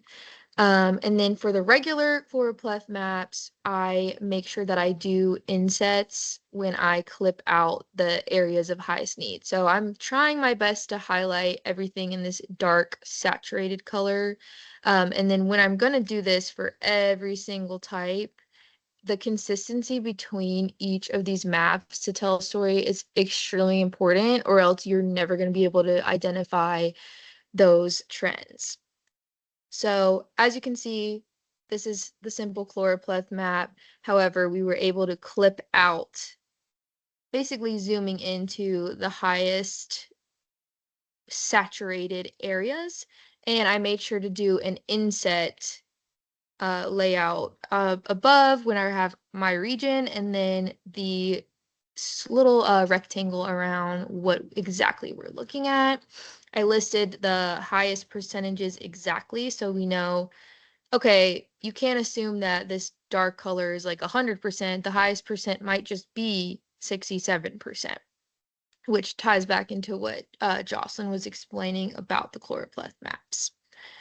Here's another one where I have the highest areas clipped out, so you will be able to visually find each of the cutouts. And if you were needing to do a bivariate map of any of these variables, it is completely possible. You just need to be cognizant of the type of normalization that you're using in the end. So we have adult population with disability with the same cutouts. You can see they're always going to be different and have different percentages listed. We have minority population.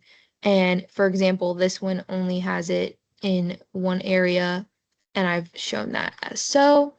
But I want to make sure everyone can get to this link. I can put this in the chat later if it has a tutorial on how to make the bivariate maps. And it also goes into what data really qualifies for a bivariate map. I really don't come across these much in other types of data that I work with on the daily. It usually is always going to be demographic data, because it is going to be variables that are interconnected in some ways. And there's several on the census website that you could do this for.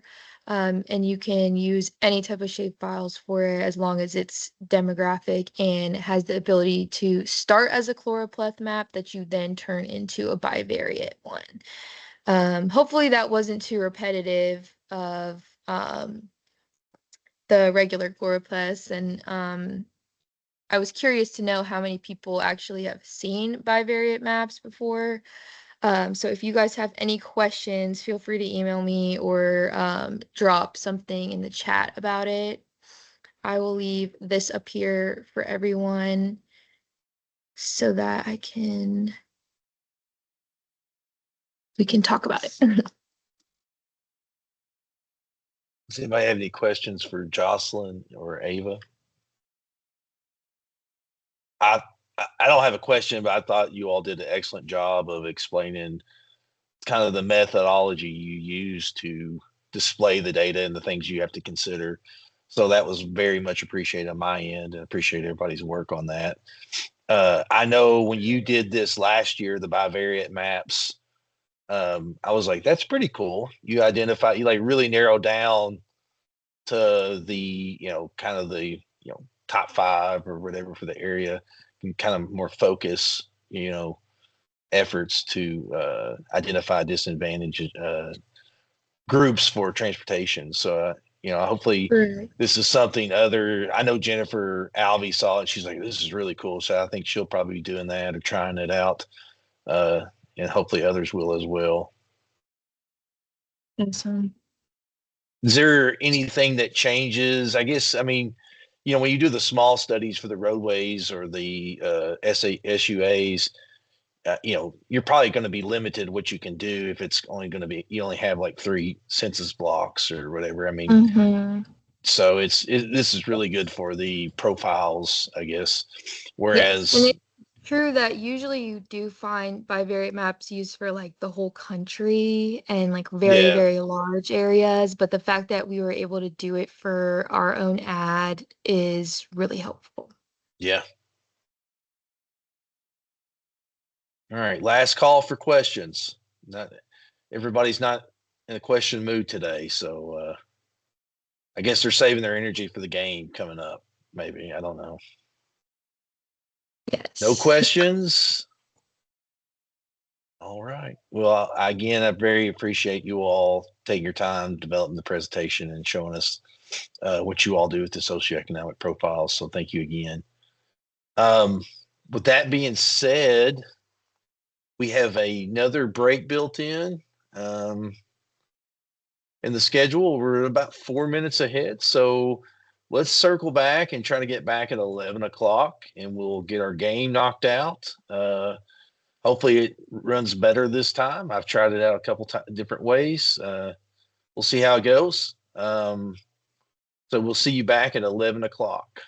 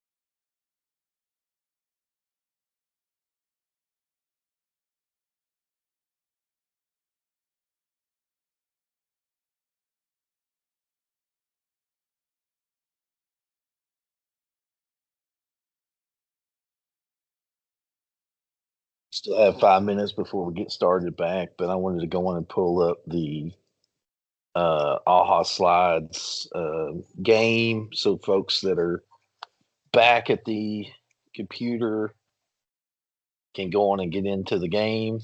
The same format we had last time. I wanted to use Kahoot, but Kahoot is too expensive. So I'm using AHA Slides. So we'll have more time once people come back. But for those of you at your computer, you can go on and join the game and with the QR code and get ready for the game.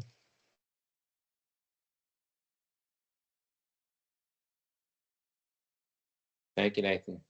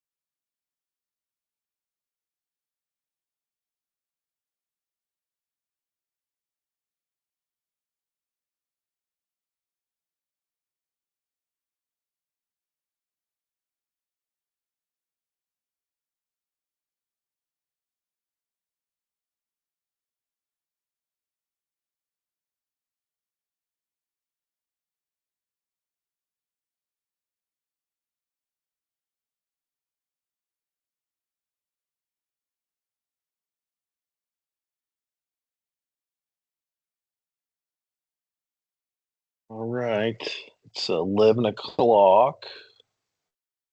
We'll allow a few more minutes to for folks to just got back to get in. If it's not obvious, you just scan the QR code here with your phone.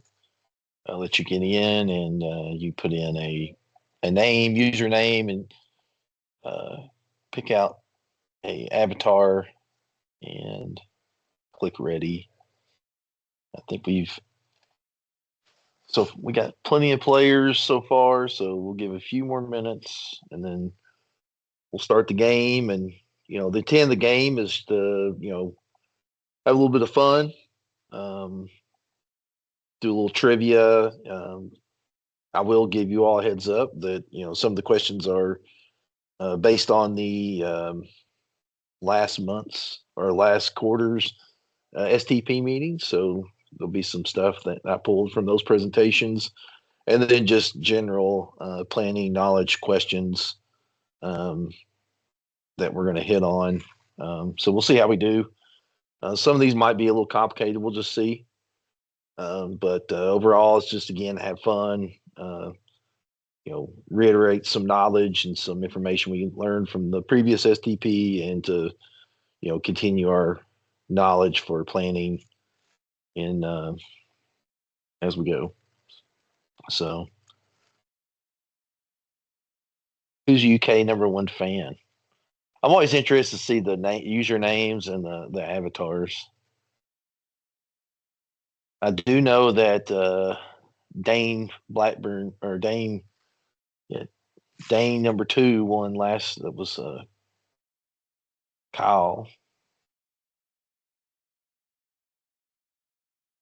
I know who NATH is with the crying emoji. It is Jake. All right. It's 11:02. We got a few people coming in. We got 30 players ready. We had 29 players ready. Now we got 30. I think that is enough to get started. And anybody else that's late is just late and they missed out. So I'm going to start with question 1. What were the 4 communities selected for the CVC initiative? And if Libby is not #1 on this, I'm going to be disappointed. Got a couple selections below. Hopefully they're easily seen on your phone.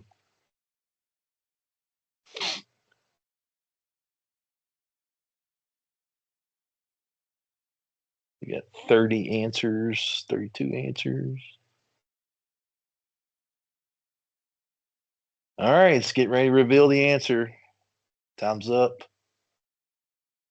17 of you all got it right. Jeffersontown, Moorhead, Glendale, and E-Town.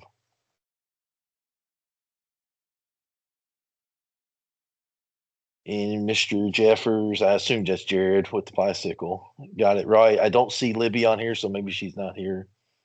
So go on to question 2. See if Jared can keep his lead.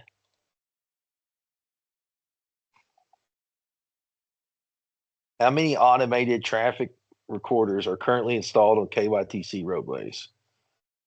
99, 77, the infamous 67, or 115?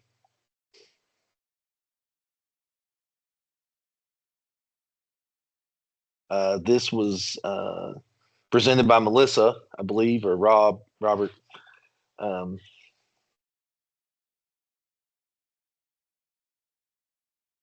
During last quarter's STP meeting. The answer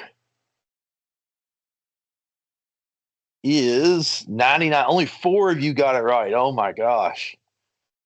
None of you all were paying attention when poor Robert and Melissa were talking. I'm disappointed. Yes, there was 90. There is currently 99 installed, with only 8 being added since 2000. But the emphasis of the presentation was that they have rolled out 18 new installations this year. So see who got that right. MVP. Hey, and Jennifer. Jennifer was paying attention. All right. Alvy's got the lead. See if Alvy can get taken out. This one's a little tough. How many continuous count locations are recommended per factor group? This is also related to traffic recorders. stations.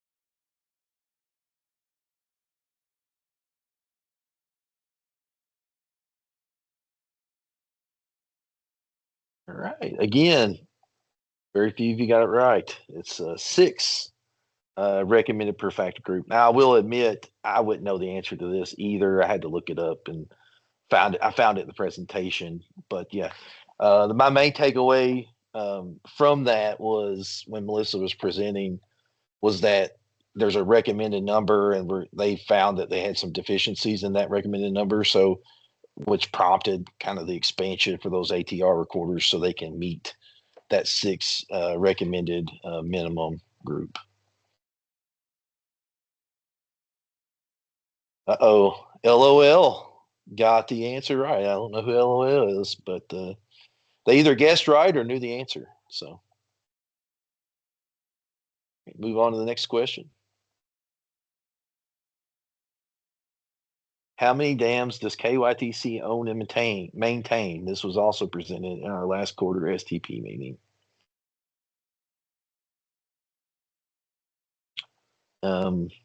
Regardless of answer, we do own and maintain several dams. My take was that we did a lot of those to provide water sources for communities. All right, 15 got it right. Did a little better than the traffic recorders, but yeah, that correct answer is 11 that we own and maintain. Hopefully Steve did not answer. Steve should have known that. I'm disappointed. I LOL. apparently got it wrong. Steve got it wrong? I thought it was 12. Oh my gosh. I went off the presentation and I counted them twice, so surely it's 11. Evidently LOL is guessing right, or they were really paying attention last STP meeting. Question 5, halfway there. What are the 4 plan of action categories developed in the LRSTP? And you got to select all of them and put them in there, whether they're in the plan of action or not in the plan of action. So the options are incorporating new technology, standards and processes, funding and revenue, programming, decision-making, KYTC organizational structure, and freight demand. So 4 of those 6 are in the LRSTP. So they're in Group A, 2 are not. Looks like a lot of people did really well there. Program decision-making, funding and revenue, standards and process, and the KYTC organizational structure are all in the LRSTP. If you look through the LRSTP, it's a massive document that eventually gets down to they do an analysis and they get down to the end where they group these categories, and there's some action items for the LRSTP for the future for us to do based on the analysis. So kudos to those that got that correct. LOL is doing well. And username. I don't know who username is. Question 6. This was kind of a fun one.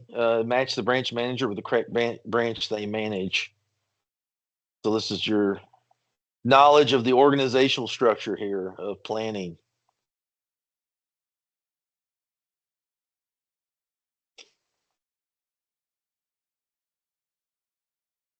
Planning, actually, we have 6 branch managers, but this program only lets me to do 4 of them. So I don't want to leave our other 2 out.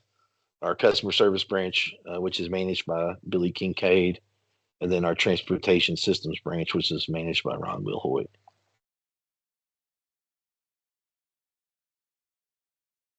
All right, correct answer is, whoa, you got all 35 right. Good. That was an easy one. Steve is my boss. He manages strategic planning. Jay is in modal programs. Robert, you got to see last STP meeting with the traffic equipment, and then Ramsey does the data management branch. LOL. MVP's made a lead. Got several folks still within reach. Let's see how they do. Still plenty of time. 3 questions left. Should be an easy one for folks, but what does the A in chaff stand for?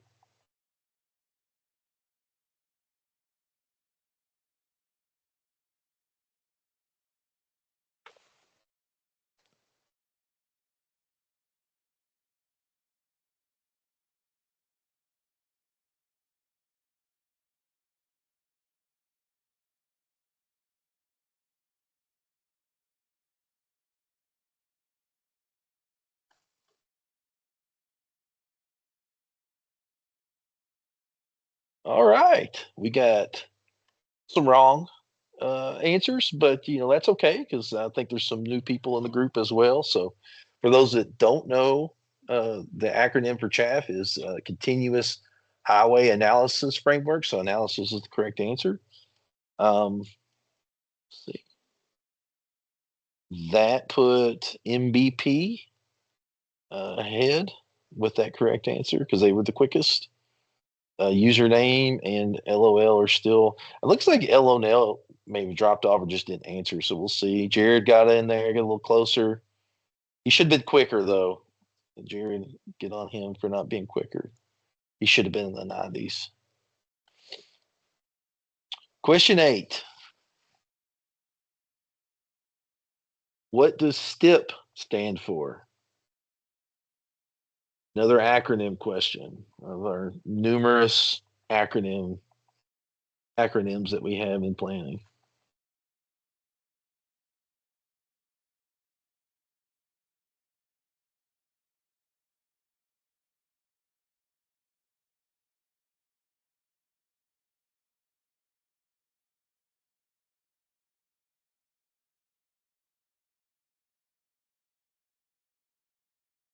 Time's up. And majority got it right. This one can be tricky because improvement to me doesn't seem like it fits in the it's maybe more investment. That's kind of threw that in there. Transit, if you click transit, maybe you thought that was transportation or you had your eyes were playing tricks on you maybe, but yeah, correct answer is statewide transportation improvement program, which will have a new one this year at the end of the year, probably August, I guess, or sometime in the summer, I believe, or fall. But just a little point for those people that don't know what a STIP is. We're required under 49 USC 5304 to develop a statewide transportation improvement program over a period of at least 4 years. The STIP is a staged, multi-year, statewide intermodal program of transportation projects that are fiscally constrained. Ooh, UK #1 fan is moving up. MVP is holding on to the lead. And I think we got 2 questions left. We'll see who's the final winner here shortly. 9 of 10. What year was the current public involvement plan updated?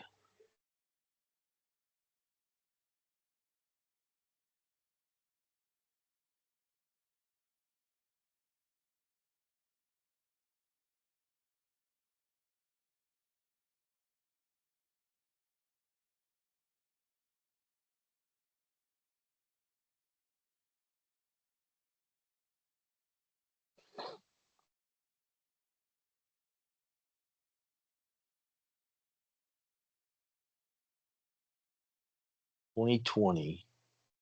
That's correct, right, Steve? Yes, sir. All right. I realized maybe I should have said plan adopted because I think there was some time that it was being updated, but 2020 was the year the last update occurred, which obviously we know with COVID, a lot of advancements have occurred with public involvement engagement. Before 2020, we did not have we did not use Teams regularly. Now we're using it quite often. So, those advances are going to try to be captured, as well as we're trying to just make it more user friendly and, more informative, and kind of develop some standardized processes. So let's see. I'm a planner is rocking the longest streak, but MVP is still holding strong. It's the last question. They may not know the answer. Steve, you could. I think you might be able to get ahead. I don't know. We'll see. Might be tough. This was probably going to be a curveball for everybody. So let's see who gets it right. What is the total of the scheduled federal aid funding obligations for the fiscal year 2025-2028 STIP? So the current STIP, there's an amount within that document of what is scheduled for federal aid funding in those years in the STIP. And curious to see if anybody knows the answer or they guess correctly.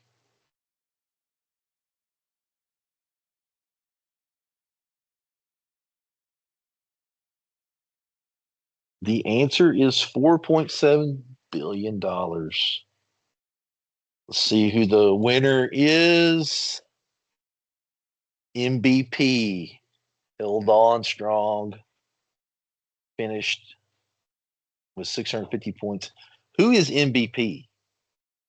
It's Mikhail. Who do you Mikhail. think? I don't know. I can't put together. I'm terrible at acronyms. That's why I made this game. Good job, Mikhail.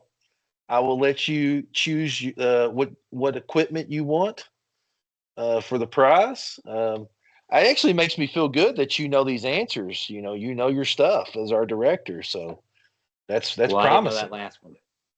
You That didn't? last one All threw me right. for a curveball. Well, that's program management, so we give you a break. Program management does a lot of that, so we'll give you a break on that one. So, all right.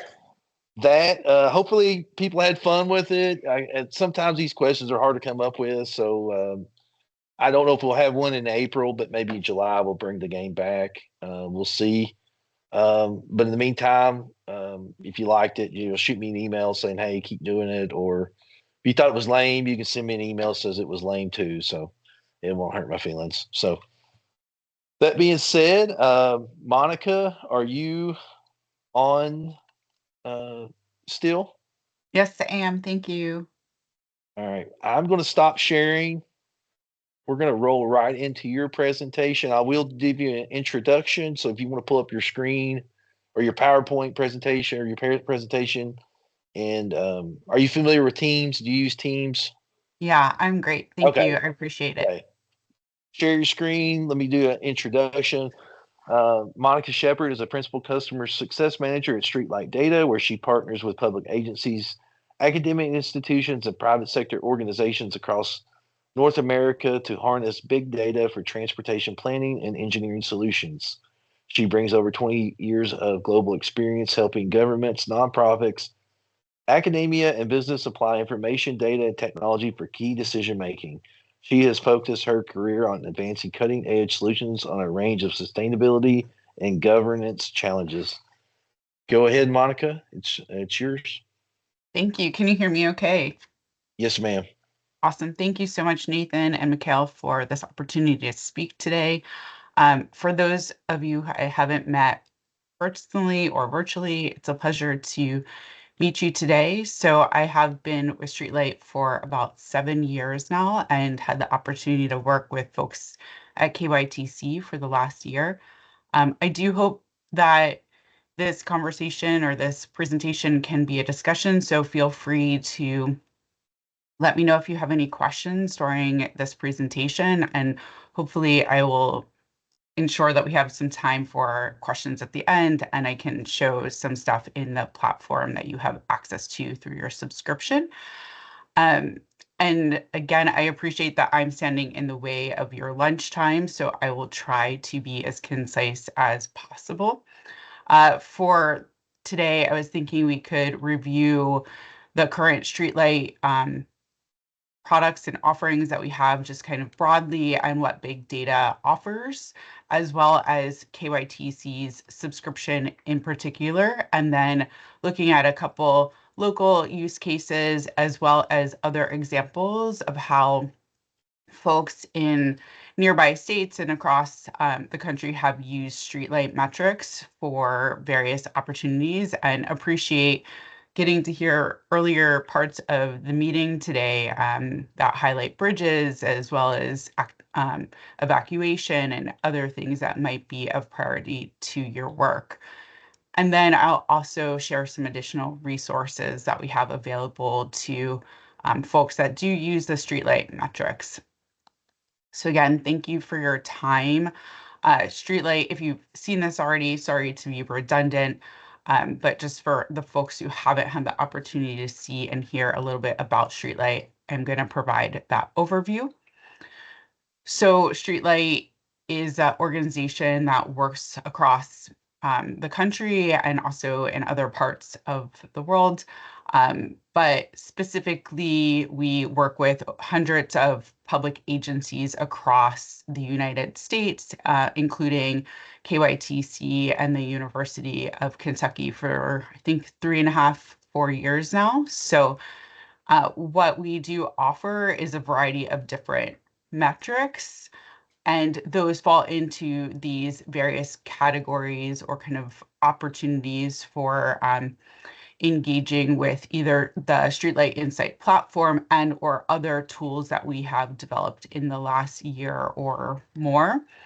What I'll be focusing on in some of the further slides that I'm talking about is the planning solution information that you have access to. So a variety of different metrics that allow you to look at how to plan and utilize our post-processed geospatial data that you have access to. So a little bit about Streetlight and about how we work. So we are a transportation analytics organization, and our parent organization is Jacobs, but we operate as a separate business entity, and we work with, if you have consultants, we work and welcome consultant usage from all different organizations. But Streetlight Data's focus is providing many different data tools, products, including the on-demand platform known as Streetlight Insight, and that gives folks such as yourselves and other folks in the agencies we work with on-demand access to real-world mobility metrics that are post-processed.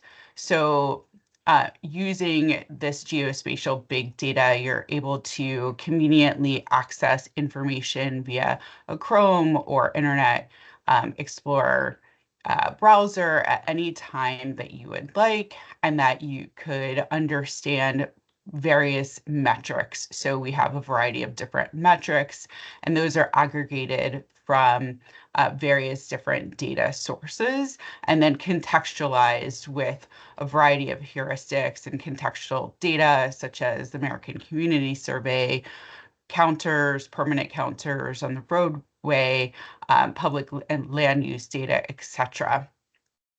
So hopefully our goal is to dramatically reduce the time that folks are able to get access to the metrics that they need to do analysis, and also be able to do large complex projects that maybe you're not traditionally able to do with traditional methods such as temporary counters and or survey data. So hopefully this could augment the other data that you have access to. So in transparency, we try to be as transparent as possible, and we have a variety of different data sources. Appreciate that this says 2024, but this kind of to the right-hand side, this is indicative of our continuously growing data sources that we're pulling into Streetlight Insight and to our various data products. And we utilize a lot of different types of data sources. So including connected vehicles, aggregated GPS, various GPS commercial vehicles in freight, etc. And then anonymized location-based service data that we have as much data as we can procure from various vendors, as well as telematic and other data. So some of these data have changed over time, depending on access, availability, privacy laws, etc. But we're always looking for and working on getting the best-in-class data available, as well as then contextualizing with local permanent counters that are on the road. So just to quickly cover, and I'm sure you're the experts on traditional data. I'm not as expert as you are, but I just wanted to help lay the context for the differentiation between big data and kind of traditional data methods, as they're not exactly the same. And I appreciate Jocelyn and Ava's presentation on contextualizing the data, very detailed, and so you're going to be the best folks to know what data is the best for your work. But traditional data methods, as you know, kind of capture a sample for specific time periods. For example, the surveys that you might be working with or collecting may be conducted to collect a small sample of riders at a certain route or at a particular window of time. Whereas with Streetlight, you can capture data post-process over many months or year in aggregate. So while with traditional methods, you might be capturing a cross-section of that population, it is just a snapshot of that time. And additionally, these processes range, in how those data methods are collected and then contextualized. Again, you're going to be the experts of what you need for that data, but just noting that there are expansions to temporary counts, etc., that have to be applied across dates, times, and then standardizing those. Whereas big data, we take a different approach, and additionally have a potentially much larger sample size than what the traditional methods potentially are looking at. So big data is capturing many people, but over a longer period of time and historically. So about 5+ years of data is in our repository, and this can help fill the gaps and augment traditional data surveys or other traditional methods because it's monitoring trends continuously over many weeks, months, or years. And over this longer period of time, big data will capture a more complete set of travel behavior in aggregate and more complete set of population as at large. So marginalized groups that might not show up in household travel surveys are more likely to be accounted when analyzing a typical day averaged across many months of observation with big data. And these big data can be and are collected over time to understand those travel patterns, and equity can be tracked longitudinally over time as well. So you can get information on existing conditions at scale, and you don't have to kind of wait for some of these other surveys or other methods. Feel free to let me know if you have any questions. I know that was a lot of information.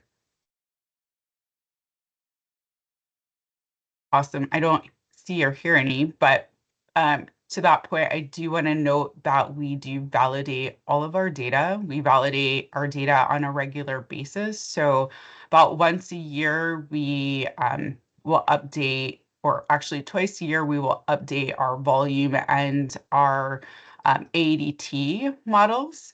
And those we put out white papers for when we update our speed methodologies. We also put out white papers, and we're very transparent about our methodologies and our processes. So we do welcome feedback and are always very supportive and would appreciate, if you're working on something and you're not receiving the information you think you are, the metrics, please do let myself and or my colleague Emma know about that. We also work with third parties such as the TTC. Well, they are the third party that I believe you're part of and work with to understand a variety of different data sources. So as a data marketplace, they're looking at and comparing different data sources. And so they have also done a number of validations, which they have available on their site, and we also make available on our website as well. Just to highlight a couple different things. So we are working on releasing our ADT 2025. That will be coming out, the initial methodology, in likely early March. And hopefully this can be beneficial if you're looking at and or working towards Meyer reporting or other. Appreciate that you might not have counts on some of those smaller roadways. I appreciate that the state is rural, but this should be hopefully at least a tool that you could use to ground truth some of those different volume roadways. And we do break our validations out by the volume category as seen here to the left. And again, we will update this twice a year. The first time, kind of preliminary, is our initial volume and or ADT. And then once the TMAS counters are provided later in the year, we then update in November generally. And we try to be as transparent as possible about all of our updates and how those can be applied. So again, like our aggregated GPS volume, which is, if you're familiar with the platform, the network performance analysis, then this is just an example of how we'll provide updates on our help center as well as otherwise. And then we try to make sure folks understand how they can use that and compare those data over the various years that they might be looking at to understand trends. Feel free to let me know if you have any questions. So in terms of your specific subscription, just wanted to highlight a couple of things. So I do work as the kind of on the customer success team with my colleague Emma, who you've probably, if you have had access to the platform, have received emails from. She works with users to provide the engagement opportunities such as trainings.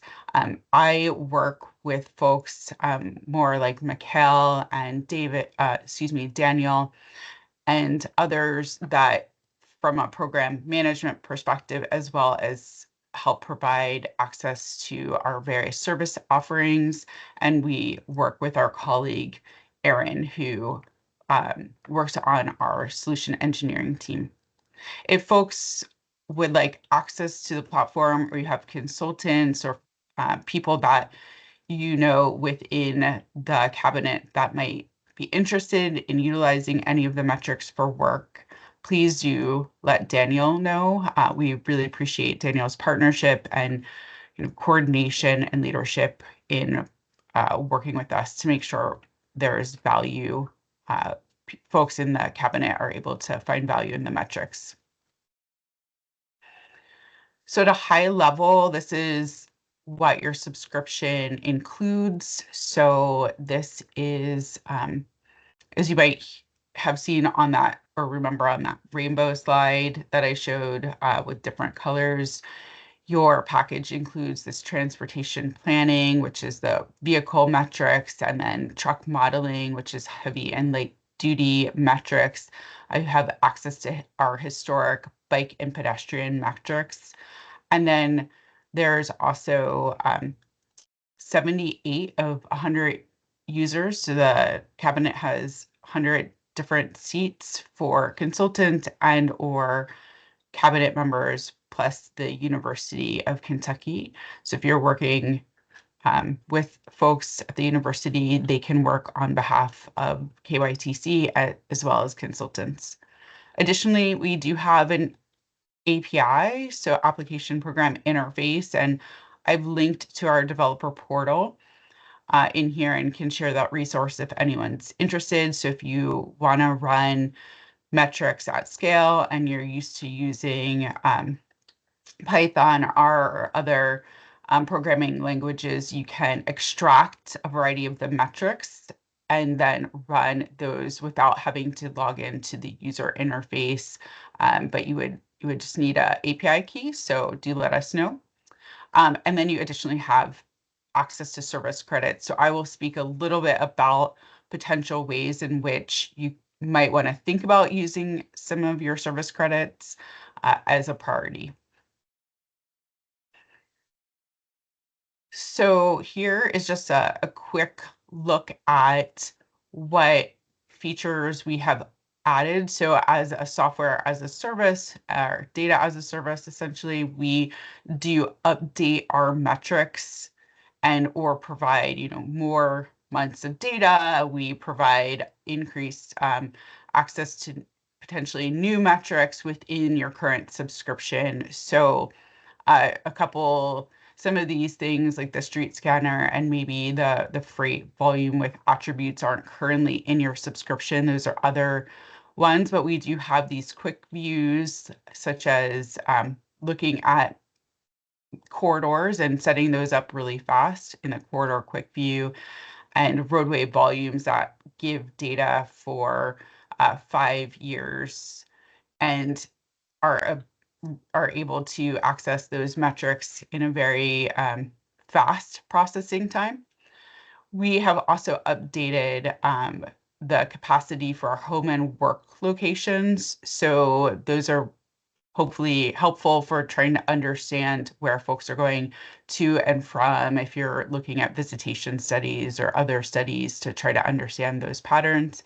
And then we're working on our user interface to make it more simplistic.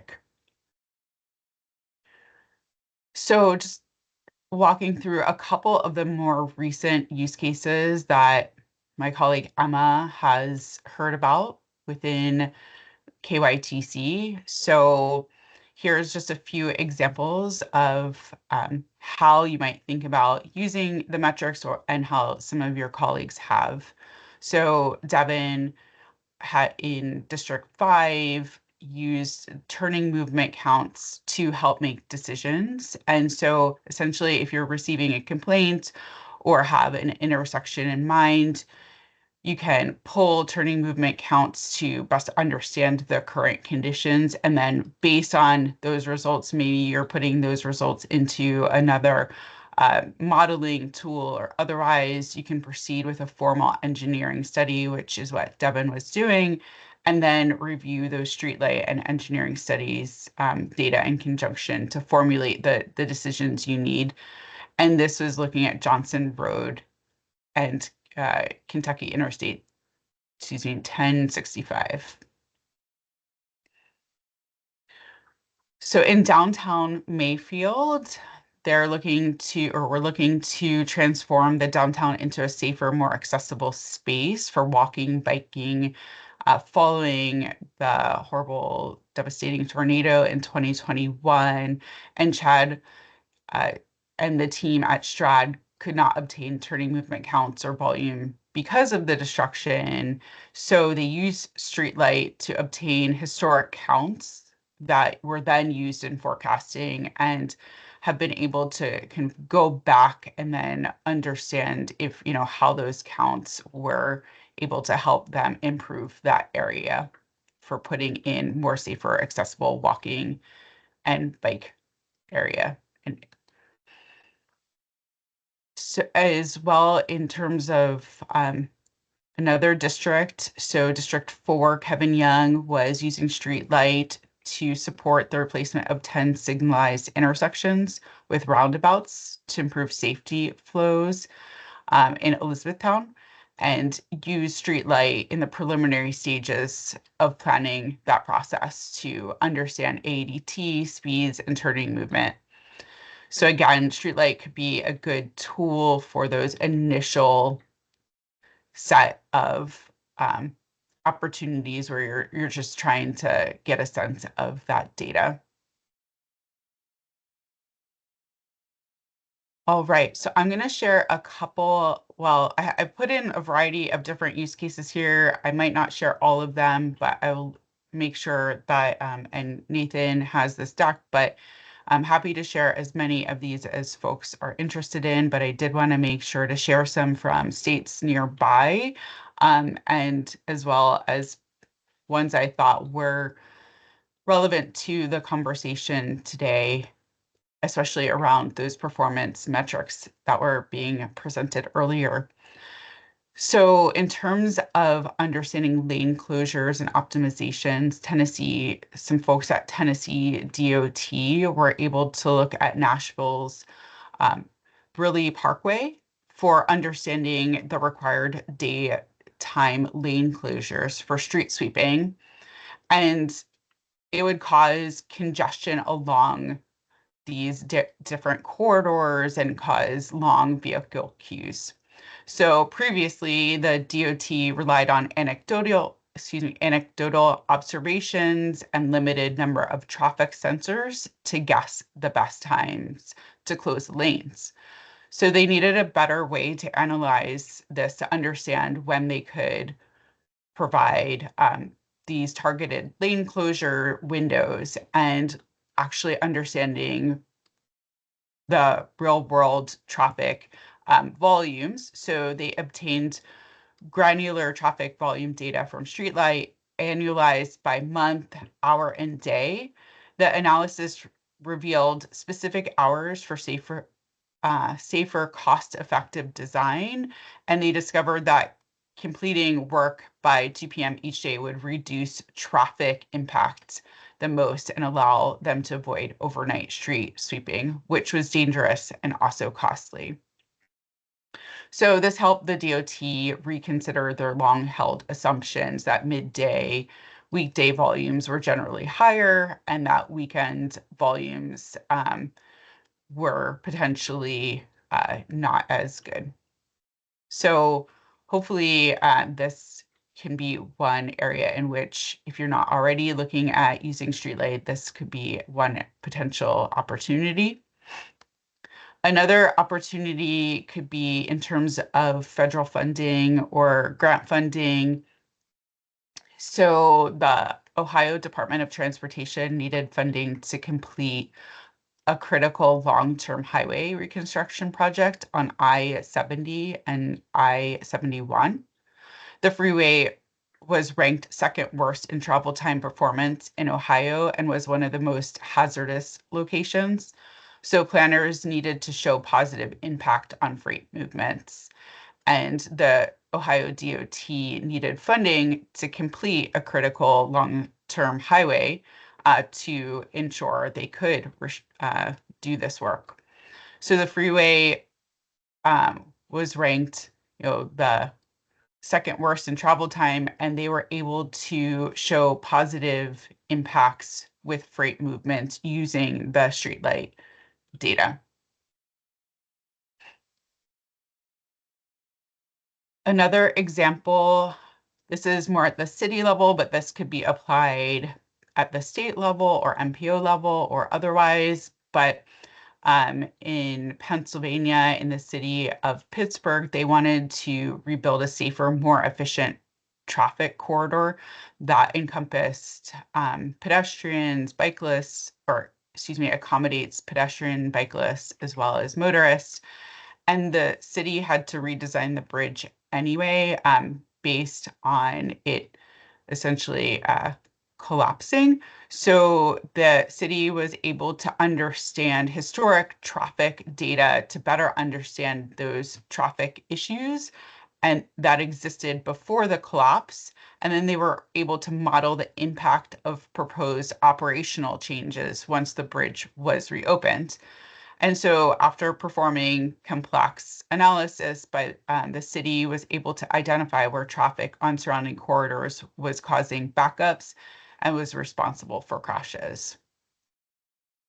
So the Fern Hollow Bridge that was collapsed was able to be reopened, and they were able to work with PennDOT to improve the roadway safety and build protected bike lanes. Another such incident that occurred in Los Angeles in 2023 after a fire caused a portion of I-10 to close. So CCAG, or the Southern California Association of Governments, needed to understand congestion and economic impacts of rerouting traffic to adjacent highways. So specifically for commercial trucks traveling to and from the Port of Los Angeles. So they use Streetlight to understand the impacts on commercial truck activity, as well as created an origin destination analysis for redirecting that I-10 traffic at critical locations. And then the analysis also compared travel time and the number of journeys for the weeks preceding the fire.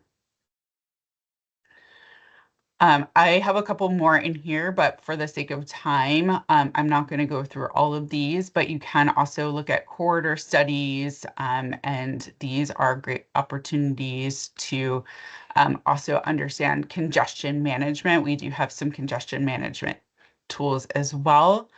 And then if you're doing economic studies as well, you can utilize the metrics for that to understand trips going to and from various state parks or other areas that you're looking to either improve, build on, and or build more facilities. So are there any questions? All right, well, Daniel had mentioned that it might be a nice idea to understand some of our service offerings, as the cabinet does have access to our service offerings, which is access to data that we have, as well as our services team to do maybe more complex studies or access data or put together information that you might not already have access to through the subscription, or be able to do yourself without some of our team helping. So some of the things that you have access to and that have already been done, including this LRS map matching or looking at the network conflation to get ADT and various other metrics at a statewide level. Customized reports and visualization dashboards that might be for programmatic usage or otherwise, trying to understand maybe VMT or other things at scale. And then we also work to integrate data from various customers into these types of dashboards, as well as with the Streetlight metrics. So we wouldn't be adding your data into the Streetlight Insight platform, but we would be able to blend the different metrics that you have. And then a variety of different, we have a slew of different things. So hopefully I'm not going too fast here, but did want to provide some ideas for you to think about this year. So vehicle tours or understanding long distance travel patterns. Maybe there are specific corridors that you're interested in looking at a larger, kind of more granular level. And then understanding trip breaking criteria or routing choices. We also do a lot of dwell studies, so truck parking studies and or understanding visitation, long haul vehicle trips, and then understanding habitual and frequent trip frequency, and identifying locations and corridors with the high share of repeat trips, and comparing frequent and one-time visits. We kind of classify some of these under that rainbow chart under climate solutions. Think of them however you'd like, but essentially these are other opportunities for using Streetlight metrics that we have access to. So evacuation, tours, and understanding long distance trips and travel behavior for evacuation, maps or routing, evacuation order compliance to understand compliance and departure times, as well as detailed mapping trends across time to learn how travel routes are utilized and are cleared. Then additionally, understanding VMT at scale. So appreciate that you could look at VMT by area or segment, and then understanding that for the entire state, understanding VMT impacts and changes over time. And then the California, appreciate that you're not reporting on California SB 743, but we have developed various ways to submit VMT. So that is just an example of how we have done that with the state of California. If Kentucky has its own methodology and would like us to work with you, we're happy to do some of that as well. And then additionally, I know that this was more popular under the NEVI, but if you are looking at utility readiness or EV charger deployment, I appreciate the state doesn't have significant amount of EVs at this time, but if in the future you are looking at this, we can also provide some work around how you could potentially prioritize grid investment and the traveler demand for various EV charging locations, as well as understand the region-wide transportation data to plan EV infrastructure. So those are just some of the solutions. Again, we're happy to brainstorm if folks have other ideas. We do have a variety of different data, including hard braking and connected vehicle data that we can work with as well. So want to provide some resources for you. And then if we don't have any questions, I'm happy to jump into the platform and show you a couple different things. But we are looking at having a user workshop, if possible, in late March. So Emma will be working with folks on setting this up, as well as making sure we can provide some more advanced information on how you could use the platform or how folks could use the platform, as well as hopefully have some folks that have used the platform for work in the state to share their own experience. That will be virtual. If you're interested in presenting, please do let myself or Emma will be working on that when she returns from her PTO, but please do let us know if you have any interest in that. And then additionally, we have a training portal where all former trainings are stored, and those trainings are available to anyone virtually, and as well as we are building a new training platform at the moment, which will hopefully be live in the next few months, but we will migrate everyone, and all of your existing training resources specific to the state will be up there. And in addition to those specific KYTC trainings, we also have monthly open trainings. And so anyone who has access to the platform can take those at any time they'd like. We also have live and or self-paced. And then Emma will be having office hours on March 5th at 2 p.m. So look out for an invite. We have a virtual summit coming up. It's free, it's half day, and it's a great opportunity to hear from other customers, DOTs, and entities. That's March 12th to the 13th. Hope folks will be able to join. And then we have a variety of other resources on our help center, and you can always contact our support team as well. I put together a variety of resources directly linking you. We have like over 300 help center resources. I appreciate it can be very overwhelming. So I wanted to compile these very useful and hopefully important data information for you on our data availability and different methodologies I thought might be valuable. Is there any questions?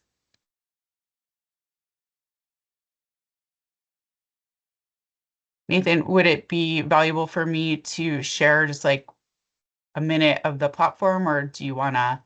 I appreciate it's also lunchtime soon, so. What do you think, Mikhail? You want to show?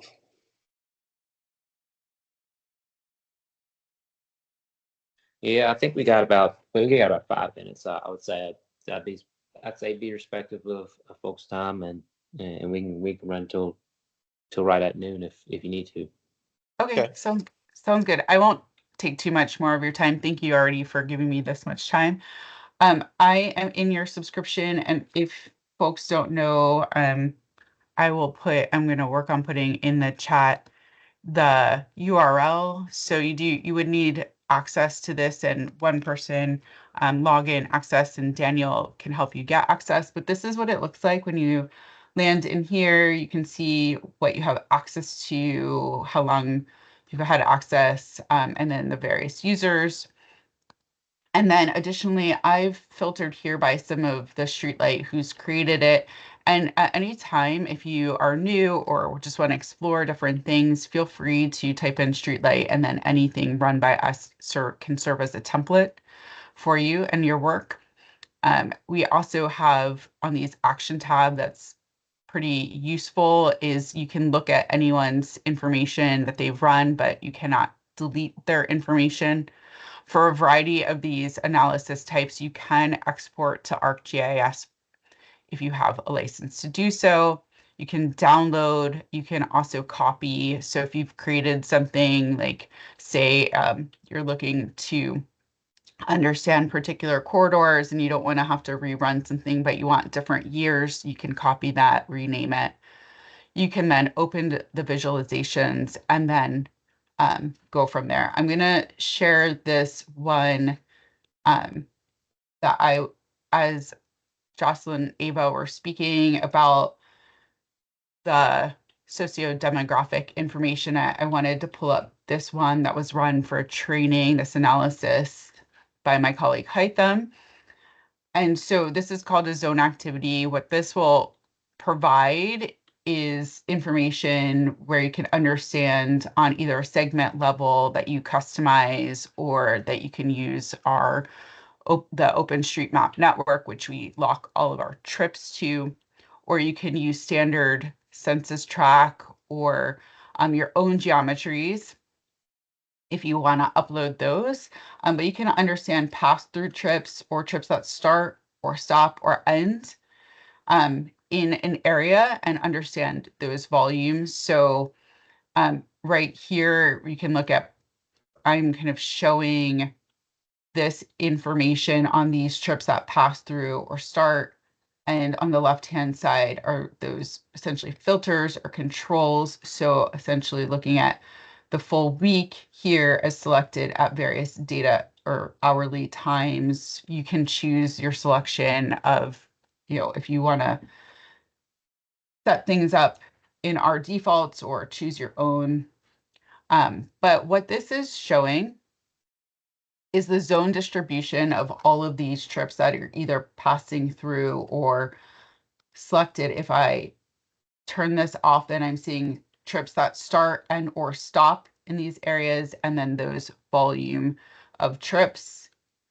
If I want to just see the pass through, then again, it's going to be on that road segment, which, if you think about it, makes sense. No one's starting or stopping, or like no one's going to stay on a road for hopefully a long period of time. So they're going to pass through those areas.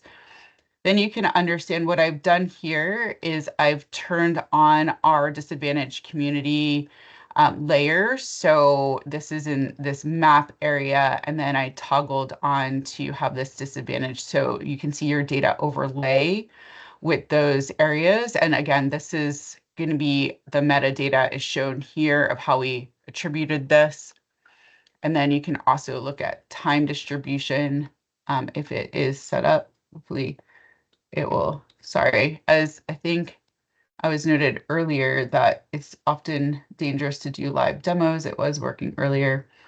But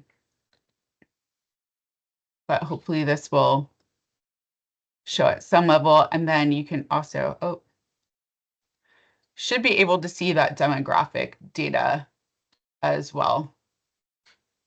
And then as we're waiting for that, you can see the metadata here and then download the information. So hopefully we can see these traveler attributes, and I appreciate its time. So here you can see income, household characteristics, trip purpose, like home to work or other. So I'm going to stop sharing. And if you have any additional questions, I'm always happy to chat. Thank you. Monica, we appreciate you presenting on the streetlight data. We've had kind of a tough crowd as far as questions go, but I'm gonna, last call for questions. If you have them, speak now or forever hold your peace. And this is always a hard time frame, pressing against lunch to get questions as well. But does anybody have any questions before we adjourn? All right, it doesn't look like it. I do appreciate you presenting, and I learned more about streetlight than I had previously knew. So thank you so much for presenting. Thank you. Thanks for the opportunity. That being said, this is the end of our meeting. Coordinate with Thomas and Jason for your afternoon sessions, for those that have afternoon sessions. And then we will see everybody in Cincinnati in April. So, and there'll be more emails sent out about that. Thanks, everybody, and stay safe.